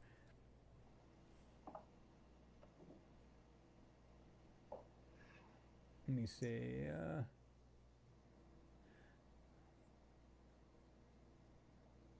Wing Chunkwin, you said George H. Bush was the last president that had above top secret clearances regarding UFOs. No president since has been allowed such clearances. You can forget about Trump and Biden disclosing crap.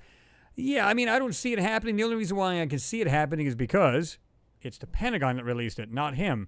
So now, unless he decides to push it, like you need to be. Now he did say they need to be more forthcoming on the information, but you know darn well, if it's anything we're making that's top secret, they're sure in hell not going to share that. And if there's something that they know is much more powerful than them, meaning the military, they're not going to share that either, because they're going to say, okay, so basically you people are weak. Your military's weak. And, that's why I said they had an issue with the idea that when they had, what was it, back in the 50s where they had all those UFOs around the Capitol or the White House, whatever it was. And, yeah, I mean, what? I mean, it's just crazy because they're thinking, oh, my God, we can't keep talking about this, because they couldn't do a thing about it. They knew that if they looked at that thing, they were, like, powerless against it. Like, there's no way they could do anything with that. So, yeah, they knew they were in trouble. Here's that blurring right there. Wasn't it Eisenhower that signed the treaty? So-called treaty with these aliens? Supposedly have, yeah. I think so. Yeah, I'm not sure, but I believe it is. I can't believe this. Look at this big square here of just blocked out information. Wow. This one right here, a lot more dense too, right in the middle. Right here on the right-hand side, completely taken out. Let me see how far I can go in with this thing. And that's when you can really see it. Look at this right here, going straight up here. Redacted information. Wow, that's crazy. Look at this. Right here. No detail whatsoever, completely redacted information. It would be awesome if you could download the larger image. Well, like I said, I actually did that. I actually did that at one point. Then you can do it in Photoshop. You can highlight these anomalies in a video. Maybe, I don't know. Let me see. What else we got here? Juno data indicates sprites and elves frolic in Jupiter's atmosphere. This is actually a pretty color, man. This is pretty neat. And of course, they said the lightning phenomenon known as sprite depicted at Jupiter in this illustration. Jupiter's hydrogen-rich atmosphere would likely make them appear blue. In Earth's upper atmosphere, the presence of nitrogen gives them a reddish color. And of course, there you go, image and caption. But, yeah, these things are like dancing in the atmosphere. It's like basically lightning, right? And you can see that right there. Pretty cool. But you can see how they actually have it graphed. That's just weird, man. That's cool. But the planets are more alive than we think. Like we just think, first thing you think of is when you think of like Mars, they always say it's dead, it's barren. And you think, well, maybe the other planets are that way too. Are they? Chris, have you listened to the radio waves emitted from Saturn? Yes. Some of it sounds like data bursts. Yes. I heard that too. There was, what was it? What else did they have? They were talking about, it was audio from, I'm I'm trying to remember if it was like all the planets. They had some from all the planets, and there was one that was like from just deep space. And you could just hear these weird noises. Now, of course, they had to change the audio for the air to hear it, because we can only hear in certain frequencies. But they had to do that. And what I found really interesting is the way some of these things, like you said, is like almost like a communication burst, or they could be light bursts too. And of course, it's converted into sound. But just weird sounds, man. All right, let's see what else we got here. Going back to your stuff, you had these odd pieces of broken ancient statues with a question mark. And you can go ahead and talk about this one here. You'll see it pop up there in about 10 seconds, roughly, maybe less. But this is yours. Odd pieces of broken ancient statues. And now you told me who actually done this first, and I'll let you go ahead and tell a story of this one once it pops. It was Will Ferrar. Yeah. It was Will Ferrar, and I think it was this video. And the next one of the megalithic blocks that Curiosity photographed that got me into doing this research. Mm-hmm.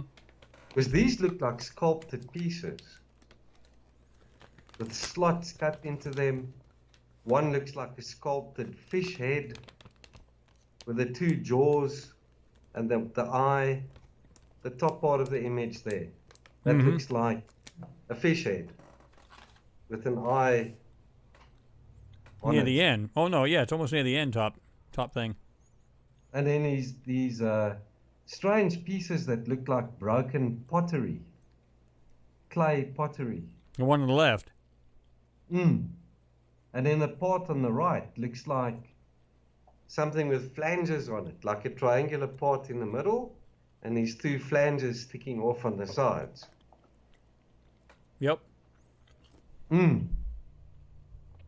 Architect Ness says, listen to FRBs slow down. You're right. Which is the fast radio burst. And it's you're right. I mean, slow down, they're just weird sounding. And let me see.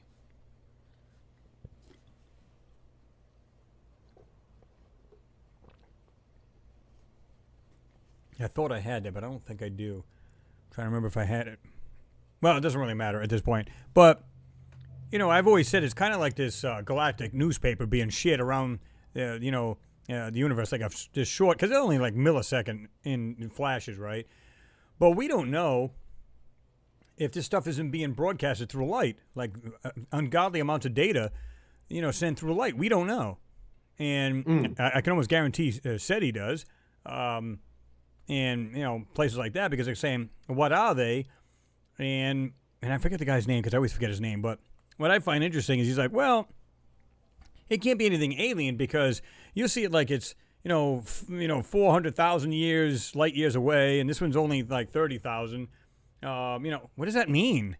That's like saying everybody that's ever used a radio, I don't care if it's a CB, a ham radio, whatever you want to call it, walkie-talkies, they're all scattered about, so clearly they're not talking to each other. What? That doesn't even make sense. I mean, these guys can be communicating with light as opposed to sound radio waves, and it's just so much easier. Maybe they don't get as much interference, like radio can, right? Like a radio wave can. So I don't know. You can't chalk that off. That FRB might be a beacon, right? And they're transmitting in a whole different spectrum. Exactly. That's only the part that we can detect. That might be the beacon that goes out with the main signal, which is in a different spectrum that we don't monitor. Mm-hmm. And that's megawatts. I mean, those things are powerful. Oh yeah. Let me see something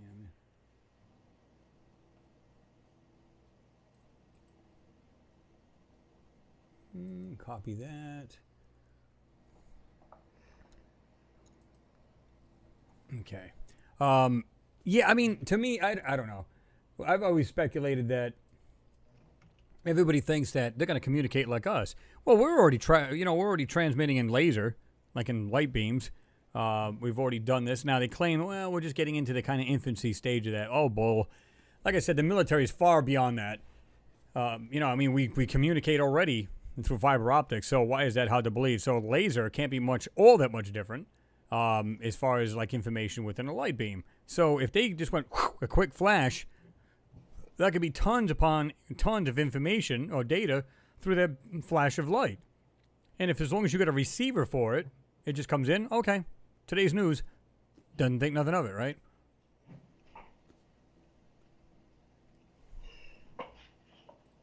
All right, let me see. Here's that light piece here. Now here's the one he's got. Noodles keeps saying, John Ward, let's see this week's disc. Now I've got this other one. This is on his site as well. Crash disc found on Mars. And of course, you go into detail on this. We'll wait until it pops up on the other end because this is where Jean is seeing this. Here's one of the things. You can tell him about this once it sets in there. Okay. This is a cool picture, actually. Coming up now. Yeah, I think Mars Moon Space TV originally featured this, and then Will did one as well. But it looks like a disc. Yeah. Came in at a very low angle and crashed into the surface. If you click on that image, it will take you to the original 1:1 scale. Mm-hmm. I think that disc is about 20 meters in diameter. Or 12, like all the ones that I find. They're all about 12 meters in diameter. It's weird. I don't know how to explain it. I mean, is it possible that could be natural? I guess. There's dunes. There's definitely small dunes in the trench. Right. But the front part looks like a disc. Yeah. It isn't like a round dune. Well, to me, it doesn't look like the dunes behind it. No, I don't think so either. All right. I don't know what section this would be in, because I haven't really dissected this yet, so I don't know. Oh, you haven't there we go. It's in the top. That's what I was going to say. Right. Isn't this thing in the top? Yeah, top right. More to the right.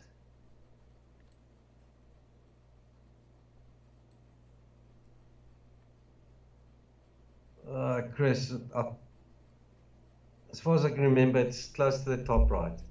But remember, it's very small, so you're going to have to open it in high view to actually see it. But you can see the trench faintly in the top right-hand corner. I'm just going to take a quick look, see what we got here. Somewhere there. I don't want to go in too far. It's just starting to come apart now, so let's just back up one step. Or a bit further down, Chris. It's been such a long time since I've looked at that photograph. Yeah, sometimes it's hard to find in these too. Like you said, you have to really put into the other viewer in order to get this thing. It might be right here. See it right there? No, it's further down, Chris. I don't know. It looks like the one right there. Right there, you can see it. Rounded right there, and it's skidding right across. But it's because such a low res, because we're actually zoomed right into it. It looks like crap. But No, that looks like you can see the half round right there. And yeah, there it is. That's it. You see, it looks as if it came in at a very low angle. Yep. And left the trench and pushed up the sand in front of it. Mm-hmm.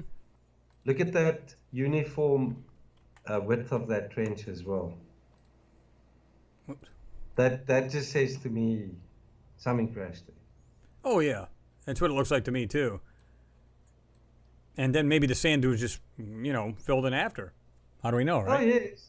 Yeah, from the wind. Yeah, because there's a lot of wind on Mars. We've seen that with all the dust devils and things. Oh, yeah. Mr. James Cragen. Hold on a second. Sorry? James Cragen, thank you very much for your support. You said, hi, Chris and Jean. Hi, everyone else here tonight. Lunar Vid this week was fantastic. Even with what you were pointing to in the vid, it has plenty more also. Yeah, and I even said that about the video. I said, guys, I'm going to show you what popped out here. Just really large ones, but there is plenty more to see. It would probably be like a 45-minute video, if not longer, because you want to pinpoint every little thing. But I like the idea of everybody else jumping on board and really ripping these things apart. And I'm glad that people are taking notice and jumping on that server site where they're looking at all these moon photos themselves, which is awesome because it's telling me that everybody is truly interested and they're trying to get, see this stuff for themselves. So, yeah. So, James, thank you very much for your support as always.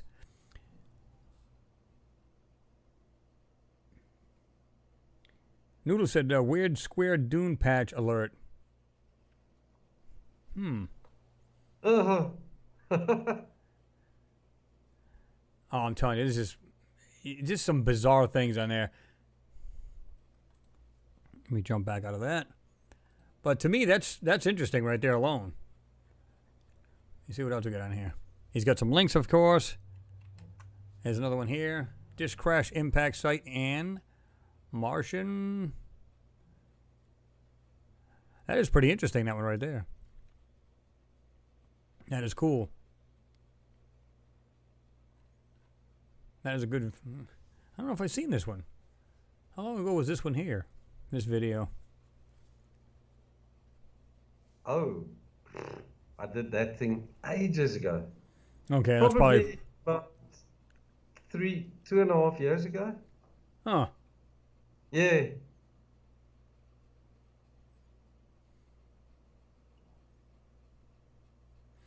Let me see what everybody else is saying here real quick.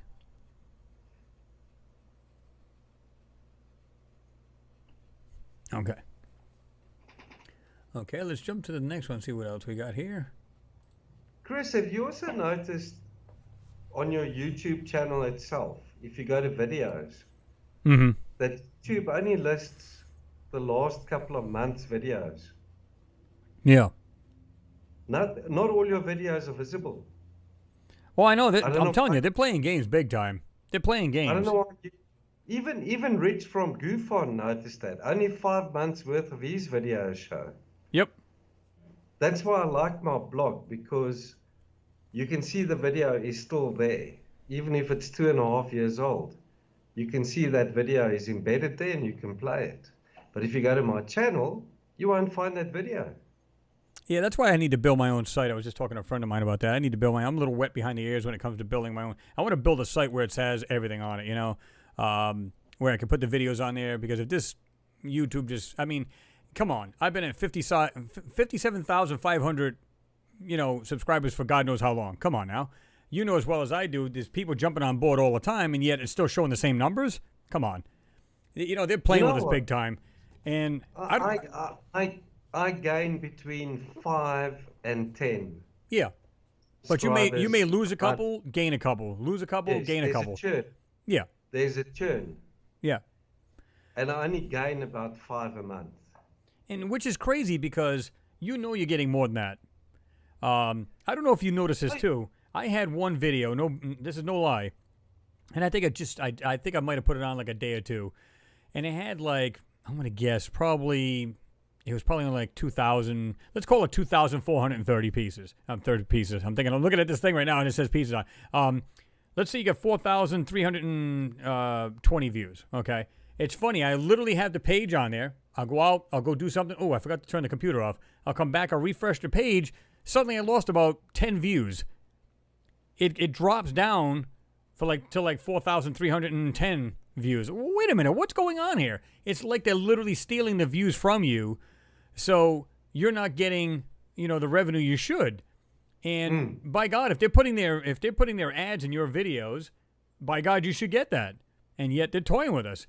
They're messing with people. This is the reason why I always stress to these guys, if you can, share these to your social sites, share it out. Because what it is if YouTube is not willing to share it, then it's up to us to do it, to get the word out. And I strongly believe that's the way it is. It doesn't matter if it's my videos, your videos, or anybody else's. If they're toying with people and they're messing with their views and everything else, well, clearly it's affecting just getting the information out. Forget about the revenue part. Throw that aside. I'm talking about just getting views out. And if they're, you're going, oh, wow, at least more and more people are seeing this. Then you refresh the page and 10 or 20 views just dropped off the page. What? What's going on here? And you know what, Chris? I've noticed that your videos don't show up as suggested. Oh, I know. No, they won't. On when I'm logged in on YouTube, Yep. one or two of your videos used to show up under suggested or recommended. But Yep. for the past month and a half, nothing. None of your stuff shows up there anymore. Yep. I'm telling you, it's been happening a lot. And it's kind of like, why you... This is what I don't understand. And we talked about this before we even went on live. This is earlier today. If you're making money off these videos that people are making, like myself, you, or anybody else, then why does it matter? Unless I'm putting on some real disgusting, stuff on there. I can understand you wanting to, not have me suggested or, limiting my channel. I get all that. It makes sense to me because you're putting out garbage. And, of course, they consider like a conspiracy theories like, who shot John F. K. or 9/11 and so on and so forth. I get that part because people can twist a lot of facts, right? So, but, how is it a conspiracy theory if you say, well, I believe this may be a structure or it stands out, it's an anomaly, and I have facts to back it up? How is that a conspiracy? It makes no sense. Now, if you're just pulling it out of your rear end, go, I think there's stuff on the moon, and you never show a thing out there, meaning you never show any picture of what you believe is out there, then what's the point, right? So I don't know. It's just weird. But yeah, they are censoring us, guys. There's no doubt about it. This is the reason why I can't stress enough to kind of, to share the stuff if you can, or at least, broadcast it to others. Oh, you ought to see this. If you think this is wild, you ought to check this channel out. Stuff like that. Because it's just insane how much stuff is really out there, and they're limiting people who can see it. Makes no damn sense. Bobby Pentland, thank you very much, sir, for your support. It's much appreciated. That's pretty cool. I like the hippo there. That's pretty cool. Again, thank you for your support. Much appreciated. You guys rock. Let me see. Elaine Wall says, same here, Jean. I have to physically check your channel and Chris's to see if there is a new video. The other night I got a notification 8 minutes after you released a video. I about fainted. So you're getting the same thing apparently. They're not being notified. At least, the channels I've subscribed to, those do come up. Yeah. Yep. But you used to come up in suggested. Yeah. Which, it's weird that they've changed it. I think it's because of the elections. Well, I'll tell you what. The only time I'll see your videos is if I happen to be on one of your videos. Have you ever noticed that? So if you go to one of my videos, look on the right-hand side and then scroll, you'll see a couple more of my videos. But if I'm not, I will not see one of yours. That's weird. Yeah. It doesn't make any sense. The algorithm changed. Yep. About a month ago, I think. Yeah, it's basically like James Cragen said. It's basically being policed, Architect, he's talking architect. It was late again tonight, but it's but Architect Ness says conspiracy has become to mean not true, but that is a fallacy. Conspiracies are just secret agreements between two or more people that you don't know about. Well, and that's true to me. I mean, it makes sense. It's kind of like, again, how is it a conspiracy if you can back it with facts? It's not a conspiracy at that point. If you just, like I said, if you just pulling wild allegations out of your rear end and saying, well, I've seen a huge structure on the moon and then leave it at that. Well, it's just your word. Can you show me? And if I show it to you, and of course you have to discern whether you think it's real or not, but if it stands out from its environment, it's anomalous. Again, how is that a conspiracy? Clearly it stands out. So, I don't know. It's just, it's mind-boggling how stupid some of these things are. All right. I don't know if you want to present this one here. A rectangular object leaving track on Martian surface. Now, this one here is an oldie but a goodie. And there's more to this. And this is a JP2 image, I believe. This is cool. Okay, this one also, I don't know if other researchers featured this one, but I saw it a while ago, a couple of years ago. Yeah. On Will Ferrar's channel. I was going to say, I believe he was the first one that did it. And, yeah, I'm not sure if you click on that image, if you can see the other objects that left tracks as well. But look at that, eh? You've got a straight line, or, well, two lines parallel to one another. Yep. Spaced equally apart, and then that smaller object comes off at an arc. It's just, and it originates out of the same spot. So Yeah. why, if those were boulders running down an inclination, why did the one turn like that? Right. And the one above it does the same thing. Remember I showed you earlier when we were looking at this. This is before we did the Hangout, guys. The one above that track, you're saying they're both running in parallel, which they are. And then you got the other one. It's real faint, but it's coming off too. It's straying off from the main path. You got one that's almost like a complete nice radius, and the other one's kind of like a stretched out S. It kind of has a little swerve to it. But what the hell is that? Yeah. This thing's not So loading. you've got two straight tracks and then two objects coming off at arcs like that. Yeah. What the hell's going on there? Well, and that's what I'm saying. I get the idea if they have, like, what do they call them, like a rolling rock type thing or creeping rocks. They have them in deserts here on the Earth, make it sound like it's on a different planet right now. But on Earth, we have these kind of rocks that do that too. They're like a creeping rock or rolling rock. But I get that. But these are two straight lines, pretty much straight lines, and then you get these things that deviate from them lines. So, yeah, what's going on there? It's just too coincidental. Yeah.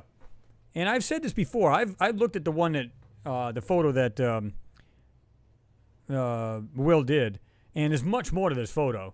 There's actually structures in here. And I've looked at this before, and I'm going, yeah, I wonder what the heck that is. But these were between mountain ranges he showed when it was like between mountains. And when you look at it, and you can almost see like structures on either side of this, but you can see how this is whited out and, you know, highly, you know, just brightened up, you know.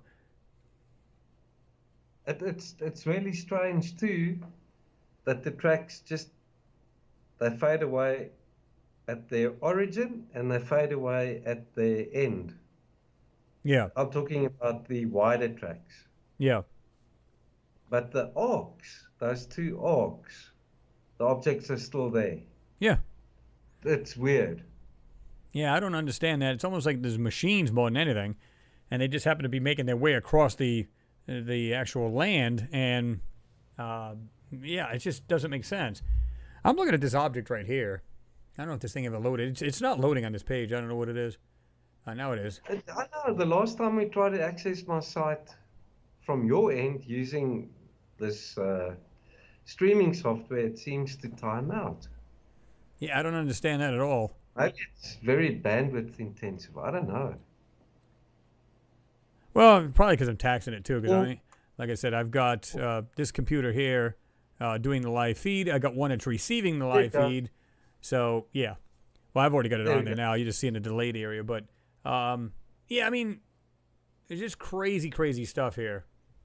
It's at the top. They have highlighted it. Is that it there? It's in that square, isn't it? Hmm.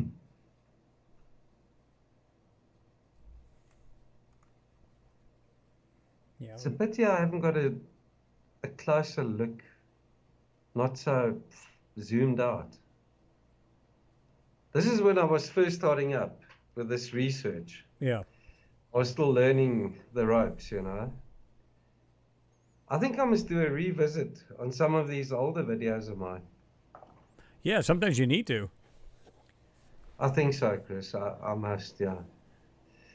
Let me see. But it's in that area there. Yep. Yeah, I've seen this. These are awesome. Some of these, the views, satellite views. And it's small. You have to have the JP2 open in high view to see it. Yeah. Well, to see good quality anyway. Because you're not going to see it like that. It'll just break apart. You know that. I mean, that little object at the end of that curvature is about 4 meters across. Yeah. So, yeah, it's there, in that area there somewhere. It's between two mountain ranges. Yeah. Or two hills. Let's see. Who else is in there? Let me just see. King Bogart's in there. Hi, Chris. They've been making me work Friday afternoons. Nice to join you again. Well, good to see you in there, Mr. King Bogart. We got Sarah Michelle in there. La Freniere, what's going on? Good to see you in there. Let's see.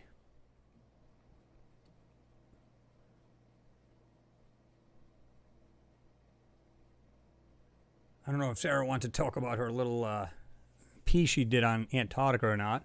I don't know if it's quite finished yet. If it is, she can drop a link and I'll give it to you. She's doing, checked it out. She's doing fantastic work on this. You will, I haven't seen anything like it, the way she's put this thing on there. In other words, the way she's done the research on this, it's laid out like an actual book, to be honest with you guys, when you read it. And she's got illustrations and photos, real photos, of course. Really, really excellent work. Like I said, if she's ready, like I told her, I said, I haven't said anything because at the time she wasn't ready to show it yet. But if she wants to, she can drop a link. We can go ahead and put the link up there and we can check it out. Absolute good work. This is fantastic. I seen it and I was like, wow, that's nice. A lot of good, interesting information. That's what I like about it. I'm just catching up to the bottom here now. She's saying, hi, Mars Anomalies and Beyond. Hello. She said, not yet. Okay. So when it does go on there, I'm going to drop the link to you guys because it's absolutely awesome. I started reading this thing, and she's been kind of censored herself. And, of course, she basically pushed back, and they no longer censored her. So she's trying to get this thing finished up. And like I said, great work, by the way, Sarah. And you guys will get the link to it as soon as she gives me the go-ahead. Because I think everybody needs to see it. Because there's a lot of stuff in Antarctica that's just absolutely crazy. In fact, I might take... she showed me some of the photos that she has. And I want to go ahead and, bring down the brightness. Because I think they're actually censoring those photos, too. What the public can see. And you can see some things on the edges that don't look quite right on these land masses, if you will. So, yeah, I'll be... she's saying hello to you as well, Jean. Jean Ward, hello, my lovely friend. So, yeah. Hi, Sarah. I replied to her in the chat as well. Thanks, Chris. She says, oh, Chris, you're too kind. Thank you. No, I'm not just being kind. I mean, I'm telling the truth. It's very well thought out and written. That's what I love about it. It's like I said, I can sit there and just read it like a book. And it's, like I said, well thought out and well laid out. So, so when she gives me the go-ahead, I'm going to go ahead and drop the link to you guys, and you guys can definitely check that out.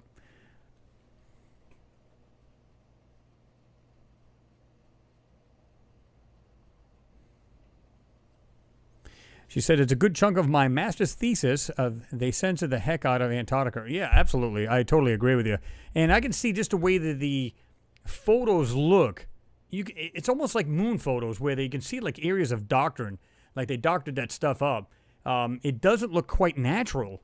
It's just weird. It's just, here's a perfect example. Not that. But here. This is just one of them. One of the photos here. And she sent me this. It's about global climate change. And really, really interesting. But when you look at some of the mountains here, of course, it won't allow me to do it.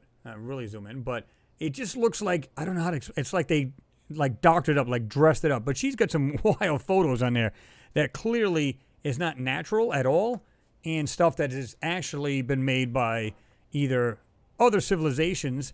And of course, there's bases and stuff like that up there. Our own, of course. But here's the thing. If we were to go back to, X amount of years before the... ice caps and everything else and all the ice sheets and everything else, during the non-ice age, there's people living on that part of the land or that part of Earth. So why is it hard to believe that we're not going to see anything that was, intelligently made like us? We're making it, right? So how do we know what's really there? I think there's a lot of stuff there they're just not telling us at all. And they're just now starting to figure it out. But, again, she's done so much research on this that it's crazy.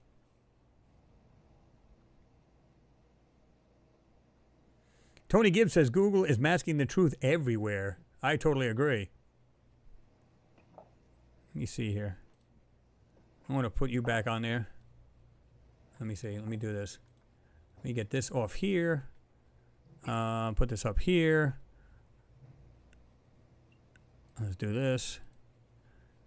And here I am. Happy Halloween. Oh, kidding. Scary, isn't it?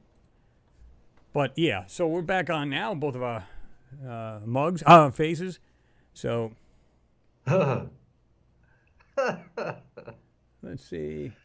And beyond, I was personally shocked at what I found. The government lies. Yeah, I agree with you, Sarah. I mean, listen, again, it's like they're trying to suppress our knowledge of our past. I think everybody would agree on that. You know, and then you say our past, and then you look at what's being censored on the moon photos, Mars. I mean, it's on a grand scale people just can't understand. I don't know. What's your view on that? Do you think that that's what's going on, or do you just think that's something they stumbled upon? And I don't think it's like a need-to-know basis. I don't think people really need to know that. What do you think about that? Do you think they... Is it like you? Do you agree, or do you have a different, view of it? Well, look, if you look at the ancient text that Billy spoke about too, they definitely know.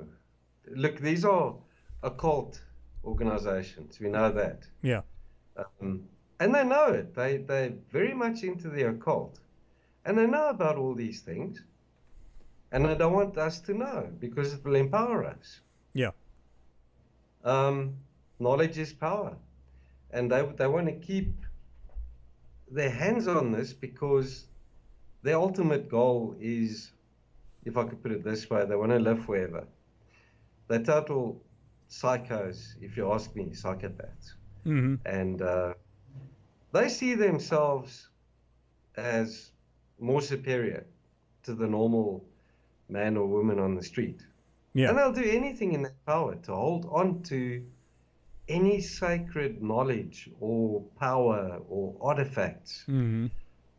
That's why they'll always go to the extremes of finding all these artifacts in Antarctica, for example, and they won't tell us about it. No. We are going to be the disclosure movement.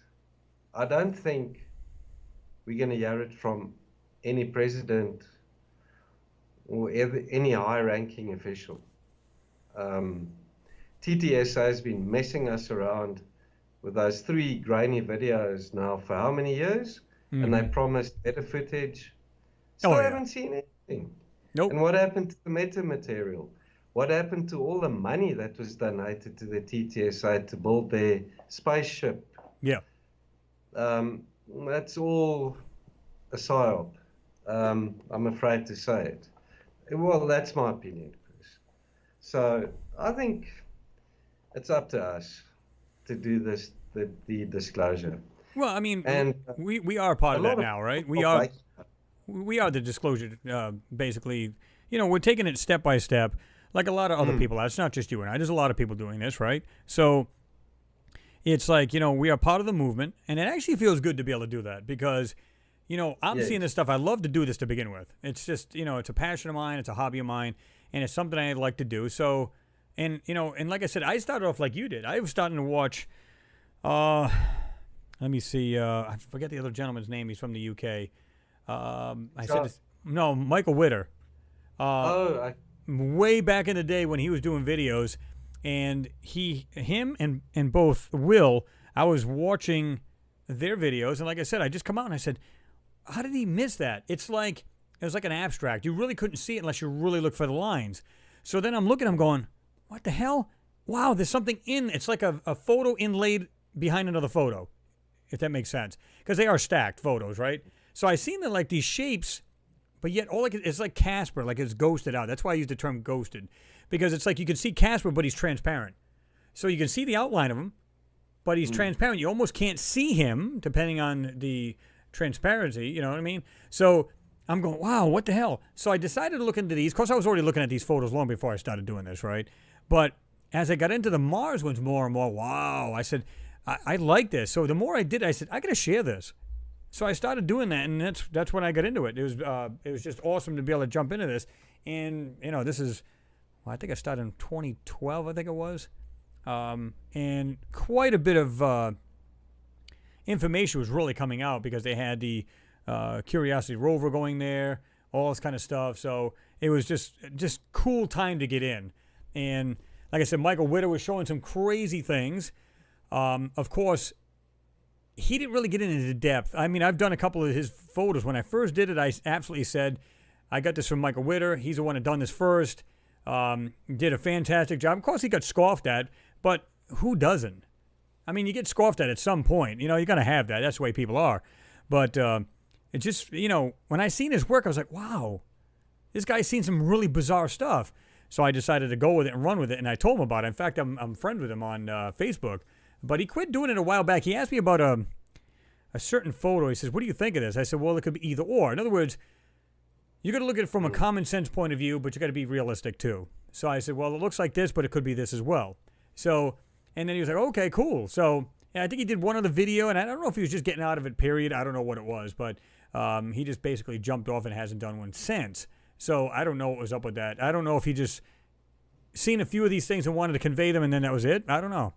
Maybe it wasn't like a hobby thing like you and I are doing, and Yes. wanting to bring this up. Does he still have a presence on YouTube, Chris?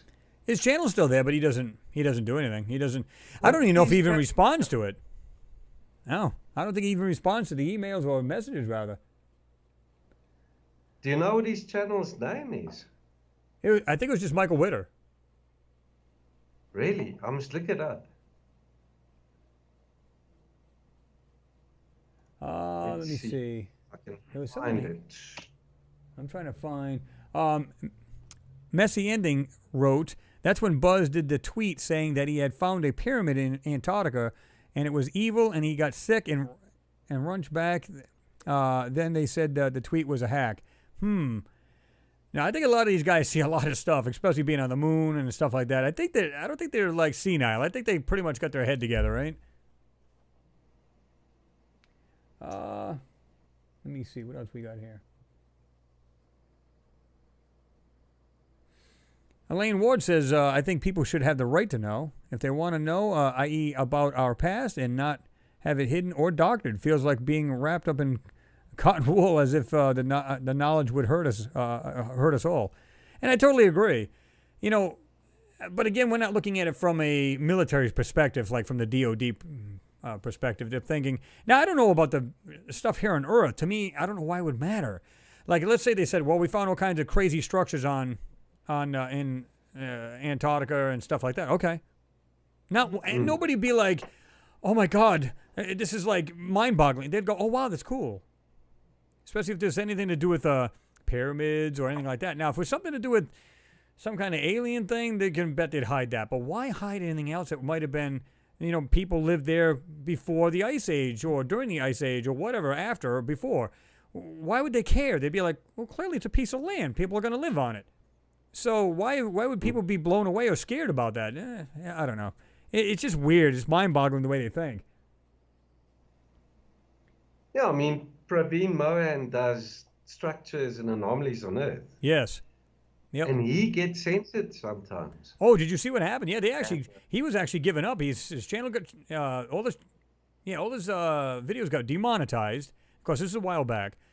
And then he got it remonetized. And he's like, I'm going, why would you do that to a guy that's not doing anything wrong? He's literally showing, good stuff. He does great videos. Maybe it's a warning shot across the bow. That's what I'm thinking. He's getting too close to the sacred knowledge. Well, yeah, like, I think it was, who was it that mentioned talking about Angkor Wat's earlier, where they showed like dinosaurs and carvings on these stones. And he's absolutely right, because Angkor Wat actually shows, you can see what it looks like. I think it was a stegosaurus. I could be wrong. I'm trying to remember who it was that said it earlier. Was Architect Nat who said it? But it showed look like a stegosaurus, just like in, what was the other ancient ruins? These guys will come up with it before I think of it. I can almost guarantee. I get so many things going through my mind right now. But Nice. no, it wasn't there. It was one of the oh man, where all the megalithic blocks are buried and they unburied them, and they're almost like they're all standing up, and they got like everything from dinosaurs to regular animals to just different things. Turkey. Is it in Turkey? Oh, wait a minute. I can just feel it's there, but I just can't get it out. Let me see if anybody else has figured.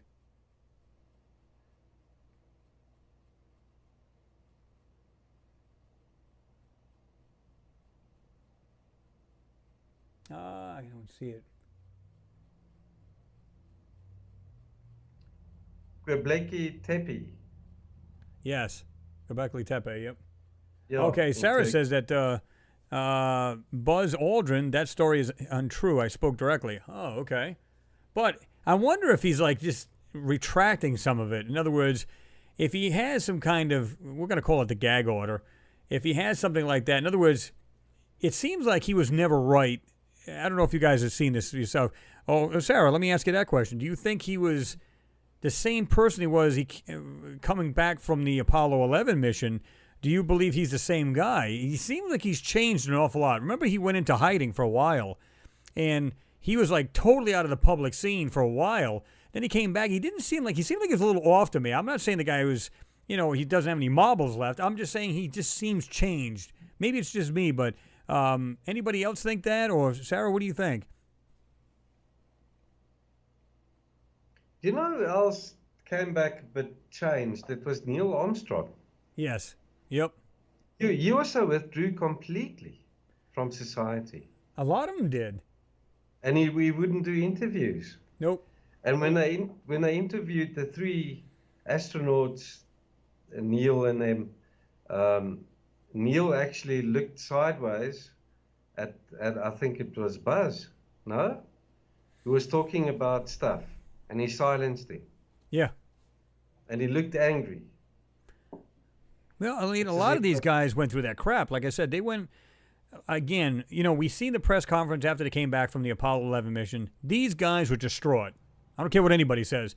These guys were totally out of their minds. Like, they didn't want to be there. They had so much that they had to try to wrap their mind around that they couldn't even think. It's like they wanted to sit there and converse with each other and say, the hell with the people, the press conference. They just didn't, picture all of us going up there, because that'd be a lot of people.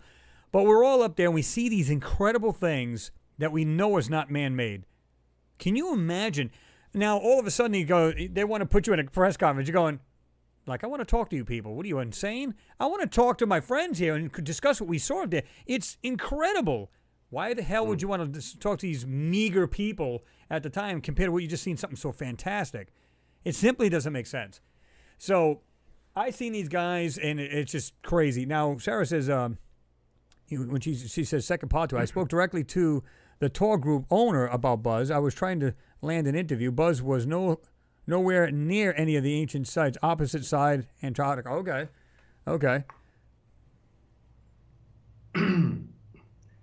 But he did mention that he saw something terrifying.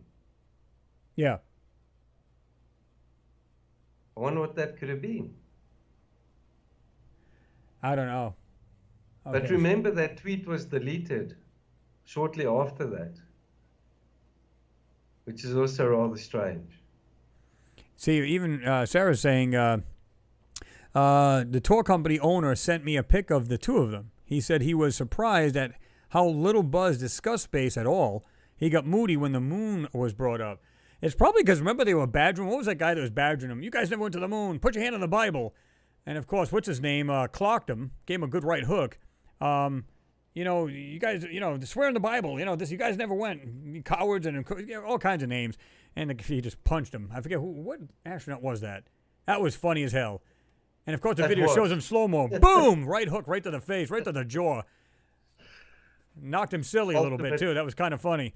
But, maybe he doesn't, it's probably because he's been badgered so much about, you guys didn't go to the moon and all this other crap that, he just got tired of hearing it. Think about it. And maybe it just brings back this weirdness to him, because if he still has all that in his head about what he saw on the moon, and clearly he's not going to want to talk about it again. I think he was a changed man when he came back. I don't care what anybody says. And I think I'd be a changed man, too, if I went up there and seen what these guys seen. How can anybody be the same after that? No, absolutely. Oh, was it Buzz that kicked his hand? Oh, my God, that was too funny. Quote, not real. The tweet was, I saw the face of evil today. I have a copy of my Antarctica. Okay. They said the Twitter quote was not real. I saw the face of evil today. So, and it doesn't surprise me. Everybody's trying to make, either money or get hits off of trying to put words in other people's mouths when they never said it, so on and so forth. So it wouldn't surprise me if it was, in fact, drummed up or faked or anything else. But he did say about the monolithic on Phobos. That he did say. Because I remember hearing that straight from when he was on the news channel, and he was speaking about it. He goes, wait until they seen that megalithic, structure, whatever it is, on the moon. People are going to say, what is that? Who put that there? So that there was real. But that statement also came way out of context and way out of the blue, didn't it? Yeah. Well, somewhat, yeah. It's weird, the way that he said it.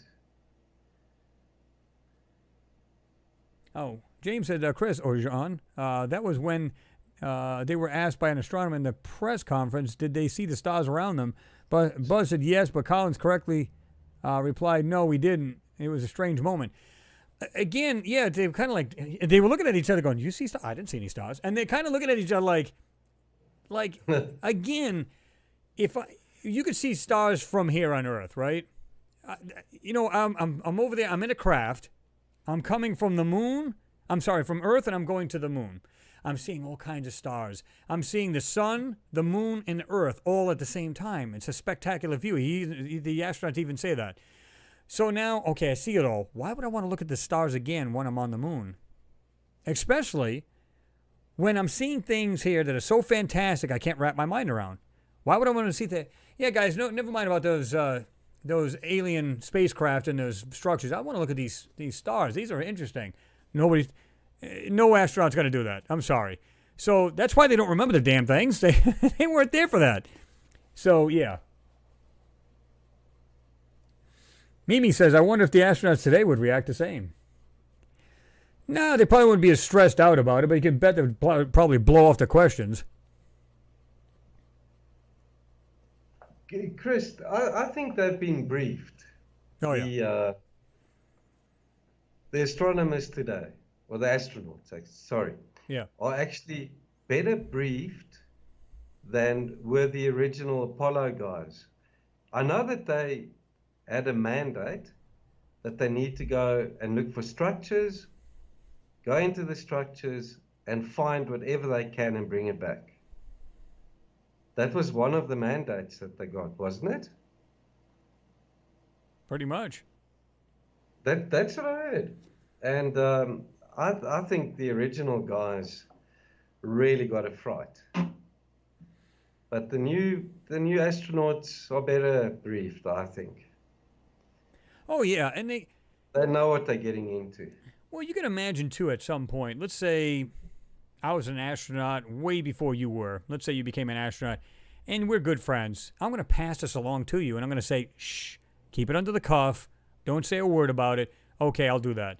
So this goes down the line to these guys, especially if they're seasoned astronauts. In other words, they put their flight time in regular. Maybe they were pilots at one time, and they became like a lot of these astronauts today. They were either pilots some were pilots, and they worked their way up, and they became astronauts and so on and so forth. So good friends, they're going to share this information amongst themselves. So, but like I said, when I hear, there was a conference where I had, I'll never forget the face on Buzz, when Trump was talking, he was standing behind him. Oh yes, we got to go back to the moon because of this, that, and the other. And he's making these weird faces behind his back, and I'm going, what is going on with Buzz right now? He just looked incredibly weird. And it was nothing like he was during the press conference, although they were, like I said, they seemed like they were completely preoccupied and want nothing to do with it. Yeah, I did see that. He looked slightly uncomfortable. Like he wasn't himself. Like I don't know how to explain it. Like he's on some kind of medications or some shit. I don't know. And it wouldn't. And I'm not saying it in a mean way. I'm saying that maybe after what they saw was traumatic. I don't know, because I don't think these guys ever were normal after that. You see what happened to them? They all went into hiding. Again, if it was only a moonwalk, you'd think they'd be out just talking about it left and right. Oh yeah, we did this, and you wouldn't believe what we saw, and it was great. And no, it was totally opposite. When these guys came back, they were asked questions, and they didn't want to be bothered. They were like, oh my God, they're literally flailing and putting their head back like, oh my God. They just wanted out of that room so bad. You could just sense it. And yet, I don't know. And all these guys, like I said, they all went like antisocial. very few of them were out and about. They went in hiding, and that was the end of it for the longest time. Why would anybody do that? If it was the biggest step for mankind, the most exciting thing that man has ever done, yet these guys said, I'm out. They just hid. I don't know. Chris, wasn't it William Tompkins that also testified that he was in the radio room as a technician when they went over to a secure channel, and he heard them say that these guys are surrounding them on the crater's edge? Said they're watching us. Yes. Yep. So that's also very interesting. Well, it's that and the, they said, well, these guys are really watching us, and they're in large ships. They're right on the crater wall watching us. I mean, they were on the rim, exactly, they were saying. So, and it was, remember that way back in the day when they had Walter Cronkite on, and he literally looks at while they're doing the live feed, and he goes, wow, that actually looked like a structure. Boom, immediately went to a commercial. Like, wow. So, it's like these little tidbits of information come out. Clearly they were hiding something, because I remember seeing that. There's a video on there. I forget what it's called. Oh, man. It was basically the EVA they were doing, but you can literally see them pan to the right, and it looks like this giant, like, rectangular white block, and they already been panned back to the lander and the astronauts. I seen that with my own eyes, and it's right there in the video. And on the way to the moon, too, they commented about Santa Claus. Yeah. Code words. That's outside the ship. Yep. Yeah, we've seen Santa Claus is coming. He said something like, Santa Claus is on his way. Yeah, okay. I wonder what they're talking about there. I see Sarah Mitchell says, sorry, Jean-Maud, to burst the bubble about the tweet, but I do have some information forthcoming that's even creepier in my thesis. That's very creepy, RE Antarctica. Sorry to burst your bubble, my friend. Okay, what information is this, Sarah? I think she's referring to Buzz. Yes. Because, a lot of things they said that he said and he didn't. And then there's some things he did say, because clearly it was like on that newscast and stuff like that about that megalithic structure on the moon. I think was it on Phobos? And he said, wait until they see that. They're going to say, who put that darn thing there? So there's a lot of things he did say, and then some things, was probably drummed up or made up or whatever it was. Because I never heard it come out of his mouth, because he did say, supposedly he went to Antarctica, which I believe he did. And then he claimed he was sick there and everything else. I don't know if you guys heard that, but said he got sick there and everything else. And but I never heard him actually say, "Yeah, I went there and I was sick." So was this drummed up or was this actually said by him? That's what you got to research and find out for yourself, right? Yep.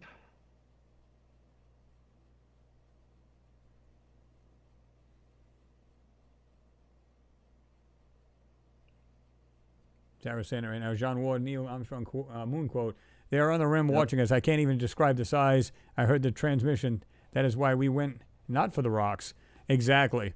And I've been saying this for a long time. Like I said, they went for the rocks, but that's a PR move. Because they got to go up there and say, well, we're bringing back these rocks, and we want to see how old some of these rocks are on the moon and everything else. But like I said, who's to say they can't hide two different briefcases? One is for the rocks, and the other one they left on the capsule so that when they bring out this one case, well, there's the rocks. Okay, you guys go into isolation for a while,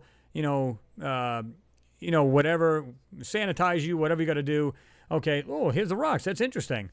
And in the meantime, after all the videos and feeds, stop, then they go in there and get the stuff that they really took from the moon, different parts of these crafts, or maybe pieces of steel, whatever it might have been. They might have taken this stuff and, that was the real actual, mission. That wasn't the rocks. Come on now. How many times you got to go to the darn moon? How many missions they do? Think about it. How many times you got to go to the moon to pick up more rocks and dust? And come on. Sarah says Buzz had heart issues. They didn't have the facilities to treat him. I do recall that as well. Yeah. Yep. That's true.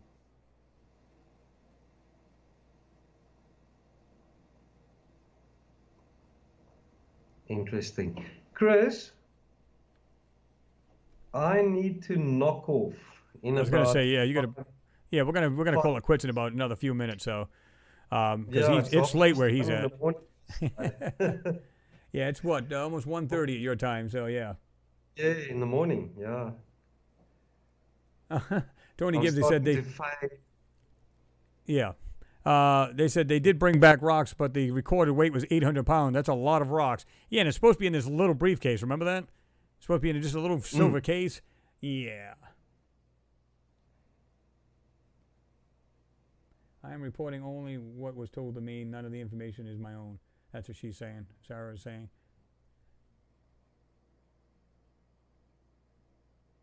From what I understand, she's busy with a thesis. Yeah.